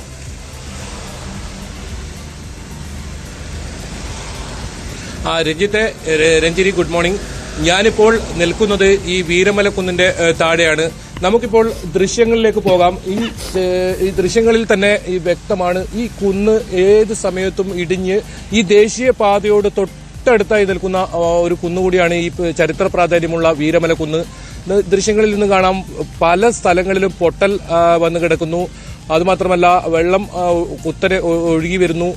എല്ലാ ഭാഗങ്ങളും ഏകദേശം മീറ്ററുകളോളം ദൂരം ഇത്തരത്തിൽ ഈ അവസ്ഥ നിലനിൽക്കുന്നു. ഇതുവഴി വാഹനങ്ങൾക്ക് ഗതാഗത നിയന്ത്രണമുണ്ട്. ഇത് പ്രധാനപ്പെട്ട കാസർഗോഡ് കണ്ണൂർ ദേശീയപാതയോരത്താണ് ഈ വീരമലക്കുന്ന് സ്ഥിതി ചെയ്യുന്നത്. ഒരുപാട് ടൂറിസം പദ്ധതികളൊക്കെ നേരത്തെ പ്രഖ്യാപിച്ച ഒരു പ്രദേശം കൂടിയാണ് നമ്മൾ ഈ ദൃശ്യങ്ങളിൽ കാണുന്ന ഈ ഒരു അവസ്ഥയിൽ ഇപ്പോൾ എത്തി നിൽക്കുന്നത്. ഇത് ഒരു 3 ദിവസം വരെ ഇങ്ങനെയായിരുന്നില്ല. ഇത് ഓരോ ദിവസം കഴിയുന്നോറും ഇതിന്റെ മണ്ണിടിച്ചൽ കൂടിക്കൂടി വരികയാണ്. ഏത് സമയത്തും ആ ഒരു വലിയ ഭാഗം അടർന്ന് റോഡിലേക്ക് പതിക്കുമെന്ന ഒരു അവസ്ഥയിലാണ് ഇപ്പോൾ ഈ ഇത് നിൽക്കുന്നത്. നേരത്തെ ടൂറിസത്തിന് ഒരുപാട് പദ്ധതികൾ പ്രഖ്യാപിച്ച ഒരു സ്ഥലം കൂടിയാണ്. എന്തായാലും ഈ ഒരു ചരിത്ര പ്രാധാന്യമുള്ള വീരമലക്കുന്നാണ് ഈ ഒരു ചരമഗീതം കുറിക്കുന്ന രീതിയിലേക്ക് മാറുന്നത്. ആ മുകളിൽ നമുക്ക് കാണാം, മരങ്ങളൊക്കെ താഴേക്ക് പതിച്ച ഒരവസ്ഥയുണ്ട്. ഇതിന്റെ മുകളിൽ കയറിയാൽ അറബിക്കടലും ഒപ്പം മനോഹരമായ കാഴ്ചകളൊക്കെ സമ്മാനിക്കുന്ന ഒരു കുന്നുകൂടിയാണിത്. ഇവിടെയാണ് ഇപ്പോൾ ഇത്തരത്തിൽ അനിയന്ത്രിതമായ മണലെടുപ്പ് കാരണം ഈ ഒരു അവസ്ഥയിലേക്ക് എത്തിയിരിക്കുന്നത്. ഇത് ദേശീയപാത വികസനവുമായി ബന്ധപ്പെട്ട് ഇവിടെ നിന്നും അനിയന്ത്രിതമായ മണ്ണെടുത്തതാണ് ഈ വീരമലക്കുന്നിന് ഇങ്ങനെയൊരു സ്ഥിതി വരാൻ കാരണം. എന്തായാലും വലിയ തോതിലുള്ള ഭിത്തി ഒക്കെ കെട്ടി ഇത് സംരക്ഷിച്ചാൽ മാത്രമേ ഇനി ബാക്കിയുള്ള പ്രദേശം കൂടി എന്തായാലും ബാക്കിയാവൂ. ഇപ്പോൾ നിലവിൽ ഇത് ഓരോ സമയം കഴിയുമ്പോഴും ഇടിഞ്ഞുകൊണ്ടിരിക്കുകയാണ്. അല്പസമയത്തിനകം ഇതുവഴിയുള്ള ഗതാഗതം പൂർണ്ണമായും നിരോധിക്കും എന്നാണ് നമുക്ക് അറിയാൻ സാധിച്ചത്. ആ തരത്തിൽ മണ്ണിടിച്ചൽ ഇപ്പോൾ രൂക്ഷമായിട്ടുണ്ട്. ഇതിന്റെ അടിഭാഗമൊക്കെ ഇളകി നിൽക്കുന്ന ഒരു അവസ്ഥയിലാണുള്ളത്. ആ ദൃശ്യങ്ങളിൽ നിന്ന് തന്നെ നമുക്ക് കാണാം, പല സ്ഥലങ്ങളിലും പൊട്ടൽ വന്നിട്ടുണ്ട്. ഇത് കഴിഞ്ഞ 2 ദിവസം മുൻപ് ഇതേ സ്ഥലത്ത് നമ്മൾ ലൈവ് ഇത്തരത്തിൽ കാലവർഷത്തിന് ലൈവുമായി ബന്ധപ്പെട്ട് ഇവിടെ എത്തിയിരുന്നു. ആ സമയത്ത് കണ്ട കാഴ്ചയിൽ ഇപ്പോൾ കാണാൻ കഴിയുന്നത് കൂടുതൽ മണ്ണ് ഇടിച്ചിൽ ഉണ്ടായ ഒരവസ്ഥയിലേക്കാണ് ഇപ്പോൾ കാണുന്നത്. ദേശീയപാത വഴി KSRTC ഉൾപ്പെടെയുള്ള വാഹനങ്ങളാണ് ഇതുവഴി വരുന്നത്. ഇത് കണ്ണൂരേക്കുള്ള പ്രധാന പാതയാണ്. ഇതുവഴിയാണ് നമുക്ക് കണ്ണൂരേക്ക് പോകേണ്ടത്. അതായത് ഈ ദേശീയപാതയുടെ വികസനത്തിനായി അശാസ്ത്രീയമായ രീതിയിൽ മണ്ണെടുത്ത് മാറ്റുന്നു, ഒരു കുന്നിനെ ആ തരത്തിൽ വല്ലാത്ത തരത്തിൽ ദ്രോഹിക്കുന്നു. അതിനുശേഷം അല്പസമയത്തിനകം, ബൈജു പറയുന്നത് കൃത്യമാണെങ്കിൽ അല്പസമയത്തിനകം ഈ മണ്ണിടിച്ച് പണിഞ്ഞ ഈ ദേശീയപാതയിൽ കൂടി തന്നെ ഗതാഗതം തടസ്സപ്പെടുന്ന സാഹചര്യം ഉണ്ടാകാൻ പോകുന്നു. അങ്ങനെ വികസനത്തിന്റെ ഒരു അശാസ്ത്രീയത അത് കൃത്യമായി ചൂണ്ടിക്കാണിക്കപ്പെടുകയാണ് ഇവിടെ.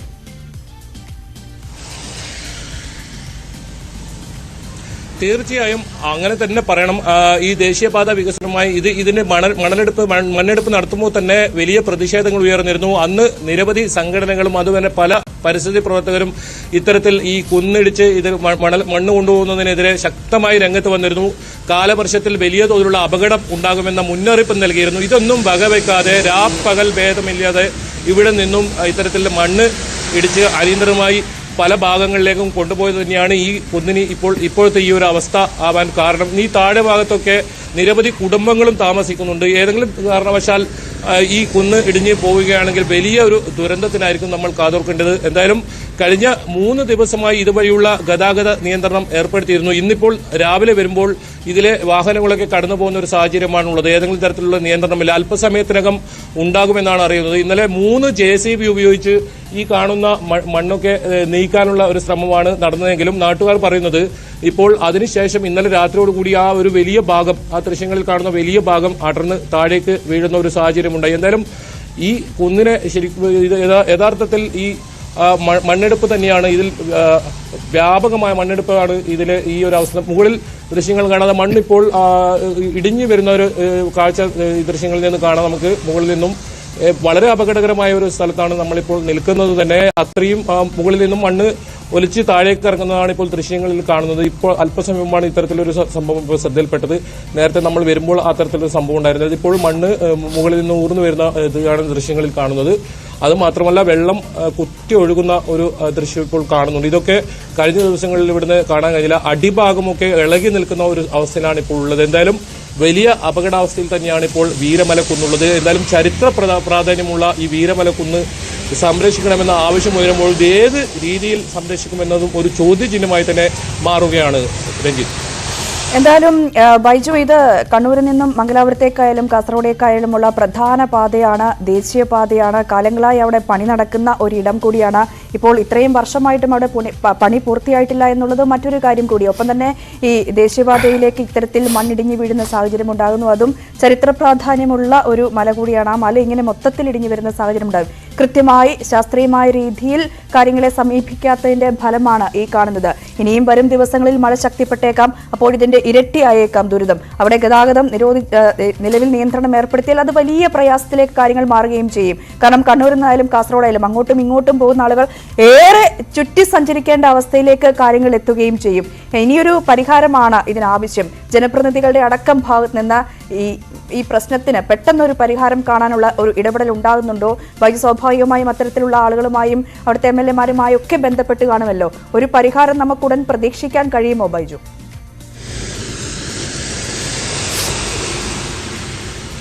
രഞ്ജിനി, അത് വലിയ ചോദ്യം തന്നെയാണ്. കഴിഞ്ഞ ദിവസം ജില്ലാ കലക്ടർ ഈ പ്രദേശം സന്ദർശിച്ചിരുന്നു.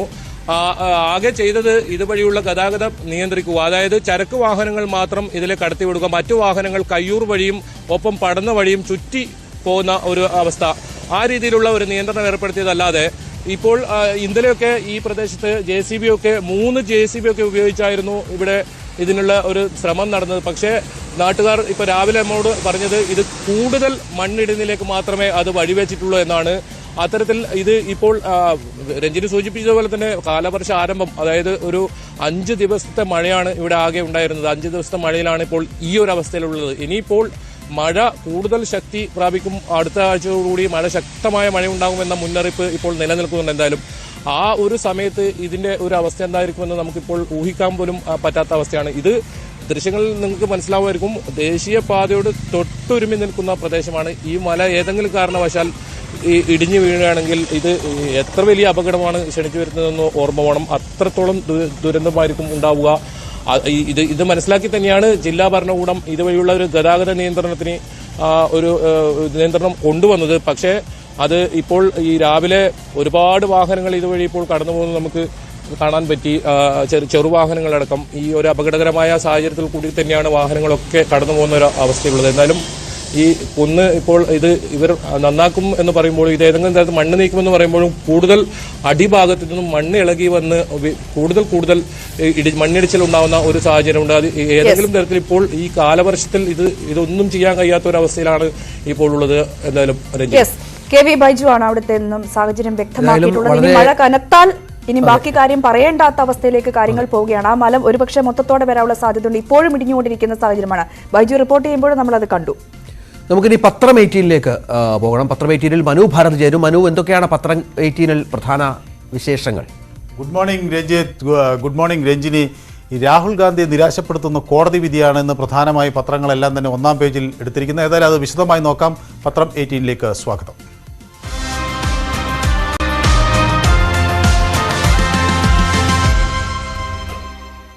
ഇന്നത്തെ പത്രങ്ങളിലേക്ക് വരുമ്പോൾ നമുക്ക് ആദ്യം കേരള കൗമുദി എടുക്കാം. ഇനി സുപ്രീം കോടതിയിലേക്ക് എന്ന തലക്കെട്ടോടുകൂടിയാണ് കേരള കൗമുദി രാഹുൽ ഗാന്ധി നിരാശപ്പെടുത്തിയ കോടതി വിധിയെ സംബന്ധിച്ചുള്ള വാർത്ത നൽകിയത്. രാഹുൽ ഗാന്ധിയുടെ രാഷ്ട്രീയ ജീവിതത്തിൽ കരിനിഴൽ വീഴ്ത്തും വിധം അപകീർത്തി കേസിൽ ഗുജറാത്ത് ഹൈക്കോടതിയിൽ നിന്ന് തിരിച്ചടി എന്നാണ് കേരള കൗമുദി പറയുന്നത്. കീഴ്ക്കോടതി വിധി സ്റ്റേ ചെയ്യാൻ കിട്ടാത്തതിനാൽ പാർലമെന്റ് അംഗത്വത്തിൽ നിന്നും അയോഗ്യത തുടരും. ജനപ്രതിനിധികൾക്ക് സ്വഭാവശുദ്ധിയും രാഷ്ട്രീയ ശുദ്ധിയും വേണം എന്ന് ഹൈക്കോടതി നിരീക്ഷിച്ചു. പ്രധാനമന്ത്രിയുടെ പാർട്ടിയെയും ഉദ്ദേശിച്ചു എന്ന് കോടതി ഇതിൽ പരാമർശിച്ചിരുന്നു. അതും കേരള കൗമുദി പ്രാധാന്യത്തോടുകൂടി നൽകിയിട്ടുണ്ട്. മോദി സമൂഹത്തിൻ്റെ വൈകാരികതയ്ക്ക് നേരെയുള്ള പരാമർശങ്ങൾ അതേ ഗൗരവത്തിൽ കോടതിക്ക് കാണേണ്ടി വരും എന്നാണ് വിധി പ്രസ്താവത്തിൽ വ്യക്തമാക്കിയിട്ടുള്ളത്.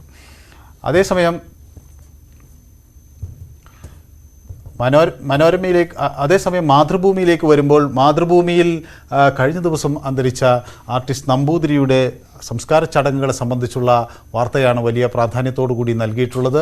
അദ്ദേഹം മലയാളികളെ സംബന്ധിച്ചിടത്തോളം അത്രമാത്രം പ്രിയപ്പെട്ട ഒരു ചിത്രകാരനായിരുന്നു. ആ മാന്ത്രിക വിരലുകൾ ഇനി അഗ്നിക്ക് എന്ന് മാതൃഭൂമി പറയുന്നു. ലഘുവരകൾ കൊണ്ട് വരയുടെ ഗുരുവായ ആർട്ടിസ്റ്റ് നമ്പൂതിരി സ്വയം ചിത്രങ്ങൾ പോലെ ആസ്വാദക മനസ്സിൽ ഇനി ചിരഞ്ജീവിയായി എന്ന് മാതൃഭൂമി പറയുന്നു. വൈകിട്ട് 5:55 വീട്ടിനടുത്ത് ഒരുക്കിയ ചിതയിൽ അദ്ദേഹത്തിൻ്റെ ചേതനയേറ്റ ശരീരം കിടത്തി.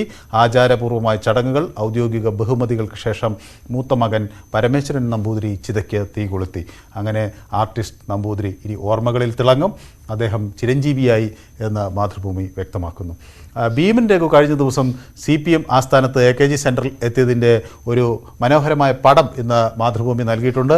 ഭീമൻ്റെ വഴി എന്ന പേരിലാണ് ഈ പടം പ്രസിദ്ധീകരിച്ചിരിക്കുന്നത്. AKG സെൻറ്ററിൽ BJPയിൽ നിന്ന് മാറി CPMലെത്തിയ ഭീമൻ രഘു AKG സെൻറ്ററിലെത്തുകയും അവിടെ ഒരു പാട്ടൊക്കെ പാടി തൻ്റെ സാന്നിധ്യം തെളിയിക്കുകയും ചെയ്തു. ഭീമൻ രഘുവിന് ഒരു ചുവന്ന ഷോള് CPM സംസ്ഥാന സെക്രട്ടറി നൽകുകയൊക്കെ ചെയ്തു. ഏതായാലും ആ ഷോളൊക്കെ ധരിച്ചുകൊണ്ടാണ് അദ്ദേഹം പുറത്തേക്ക് വരുന്നത്. അവിടെ എത്തി അദ്ദേഹം ഒരു പാട്ടൊക്കെ പാടുകയും ചെയ്തു. ഏതായാലും പത്തനാപുരത്ത് നിന്ന് BJPയുടെ സ്ഥാനാർത്ഥിയായിരുന്നു ഭീമൻ രഘു എന്ന് നമുക്കറിയാം. അദ്ദേഹം ഇനി CPMനൊപ്പം. മറ്റൊരു പ്രധാന വാർത്ത മാതൃഭൂമി നൽകിയിട്ടുള്ളത് ജീവനെടുത്ത് തലച്ചോറ് തീനി അമീബ എന്ന വാർത്തയാണ്. അത് ചേർത്തലയിൽ ഒരു വിദ്യാർത്ഥി മരിച്ചിരിക്കുന്നു. അവിടെ 15-കാരനാണ് ഈ മസ്തിഷ്ക ജ്വരം മൂലം അമീബിക് മസ്തിഷ്ക ജ്വരം മൂലം മരിച്ചിരിക്കുന്നത്. ഈ അമീബിക് മെനിഞ്ചോ എൻസെഫലൈറ്റിസ് എന്ന ഈ അസുഖം ആണ് ഈ കുട്ടിക്ക് ബാധിച്ചിരിക്കുന്നത്. തോട്ടിൽ കുളിച്ചപ്പോഴാണ് രോഗാണു മൂക്കിലൂടെ തലച്ചോറിൽ എത്തിയത്. അപ്പോൾ ജാഗ്രത വേണം എന്നാണ് ആരോഗ്യവകുപ്പ് മുന്നറിയിപ്പ് നൽകുന്നത്. ദേശാഭിമാനിയിലേക്ക് വരികയാണെങ്കിൽ ദേശാഭിമാനിയും ഈ രാഹുലിന് തിരിച്ചടി എന്നത് വളരെ പ്രാധാന്യത്തോടു കൂടി നൽകിയിരിക്കുന്നു. രണ്ടാമത്തെ ഒരു വാർത്ത ഈ SFI ആളുകളെ താടിയും മുടിയും വളർത്താൻ അനുവദിക്കുന്നില്ല എന്ന വാർത്ത വ്യാജമാണ് എന്ന വിവരം ദേശാഭിമാനി നൽകുന്നു. താടിയും മീശയുമൊക്കെ ഉള്ള ആളുകളുടെ ചിത്രം ആയുർവേദ കോളേജിലെ കുട്ടികളുടെ ചിത്രത്തോടുകൂടിയാണ് ദേശാഭിമാനി ഈ വാർത്ത നൽകിയിരിക്കുന്നത്. താടിയും മുടിയും വളർത്താൻ അനുവദിക്കുന്നില്ല എന്നത് വ്യാജ വാർത്തയാണ് എന്ന് SFI വ്യക്തമാക്കുകയും ചെയ്യുന്നു. അതോടൊപ്പം തന്നെ ദേശാഭിമാനിയിൽ മറ്റൊരു പ്രധാനപ്പെട്ട വാർത്തയായി വന്നിരിക്കുന്നത് V മുരളീധരന് വേണ്ടി ഇമെയിൽ പ്രയോഗം നടക്കുന്നുവെന്നാണ്. ആറ്റിങ്ങലിൽ അദ്ദേഹത്തെ സ്ഥാനാർത്ഥിയാക്കണം എന്നൊക്കെയുള്ള തരത്തിൽ സന്ദേശങ്ങൾ പോകുന്നു എന്നാണ് ദേശാഭിമാനി വ്യക്തമാക്കുന്നത്. ഇപ്പോൾ ലോക്സഭാ തെരഞ്ഞെടുപ്പ് വരെ BJPയിൽ ഇനി നേതൃമാറ്റം ഉണ്ടാകില്ല. സംസ്ഥാന അധ്യക്ഷൻ ആയി സുരേന്ദ്രൻ തുടരും എന്നും ദേശാഭിമാനി പറയുന്നു. മംഗളം ഞെട്ടിക്കുന്നൊരു വാർത്തയാണ്. ജനസംഖ്യയുടെ 1/4 പ്രമേഹരോഗികൾ എന്നാണ് പറയുന്നത്. കേരളത്തിൽ 24.5 പേർ കേരള കൗമുദി പറയുന്നു പ്രമേഹരോഗത്തിന് അടിമയാണെന്ന്. മലയാള മനോരമ നഗരമധ്യത്തിലെ ഈ കവർച്ചയാണ് പ്രധാന വാർത്തയായി നൽകിയിരിക്കുന്നത്. ഒപ്പം ഈ കേരള സർവകലാശാലയിലെ സിൻഡിക്കേറ്റ് യോഗവും അവിടെ ചേർന്നതിൻ്റെ വിവാദങ്ങളും മലയാള മനോരമ പങ്കുവയ്ക്കുന്നുണ്ട്. ഇതോടൊപ്പം തന്നെ വീക്ഷണവും ഈ രാഹുൽ ഗാന്ധിയുടെ കേസ് തന്നെയാണ് വളരെ പ്രാധാന്യത്തോടു കൂടി നൽകിയിരിക്കുന്നത്. Twitter threatens legal actions against Meta over Threads എന്ന ഒരു വാർത്തയാണ് ടൈംസ് ഓഫ് ഇന്ത്യ നൽകിയിരിക്കുന്നത്. ടൈംസ് ഓഫ് ഇന്ത്യ വ്യക്തമാക്കുന്ന കാര്യം അത് ഈ ത്രെഡ്സ് കഴിഞ്ഞ ദിവസം പുറത്തു വന്നിരുന്നു. അപ്പോൾ അത് ട്വിറ്റർ അവരുടെ ജീവനക്കാരെ ഉപയോഗിച്ചുകൊണ്ടാണ് ഈ മീറ്റ ഇങ്ങനെ ഒരു ത്രെഡ്സ് എന്ന ഒരു സംവിധാനം പുറത്ത് ഇറക്കിയിട്ടുള്ളത് എന്നൊരു ആരോപണമാണ് ഉന്നയിക്കുന്നത്. അതുകൊണ്ട് തന്നെ നിയമ നടപടികൾ സ്വീകരിക്കും എന്നും വ്യക്തമാക്കുന്നു. ഇതൊക്കെയാണ് ഇന്നത്തെ പത്രം 18-ലെ പ്രധാന വാർത്തകൾ. മറ്റു വാർത്തകൾക്ക് വീണ്ടും തിരിച്ചു പോകാം രഞ്ജിത്തിലേക്കും രഞ്ജിനിയിലും. എന്തായാലും പത്രമേറ്റി വിശദമായി തന്നെ മനു ഭരത്ത് കൈകാര്യം ചെയ്തു. മനു, ഇനിയും മറ്റു വാർത്തകളില്ല. പ്രഭാത കേരളത്തിന്റെ വൈൻഡപ്പിലേക്ക് നമ്മൾ കാര്യങ്ങൾ എത്തിയിരിക്കുകയാണ്. നമുക്ക് പ്രഭാത കേരളം അവസാനിപ്പിക്കാനുള്ള സമയമായി. വാർത്തകൾ തുടരും. മറ്റു വാർത്തകൾ യൂട്യൂബ് ചാനലിൽ കാണാം. ഏതായാലും പ്രഭാത കേരളത്തിൽ നിന്ന് തൽക്കാലം വിടാം.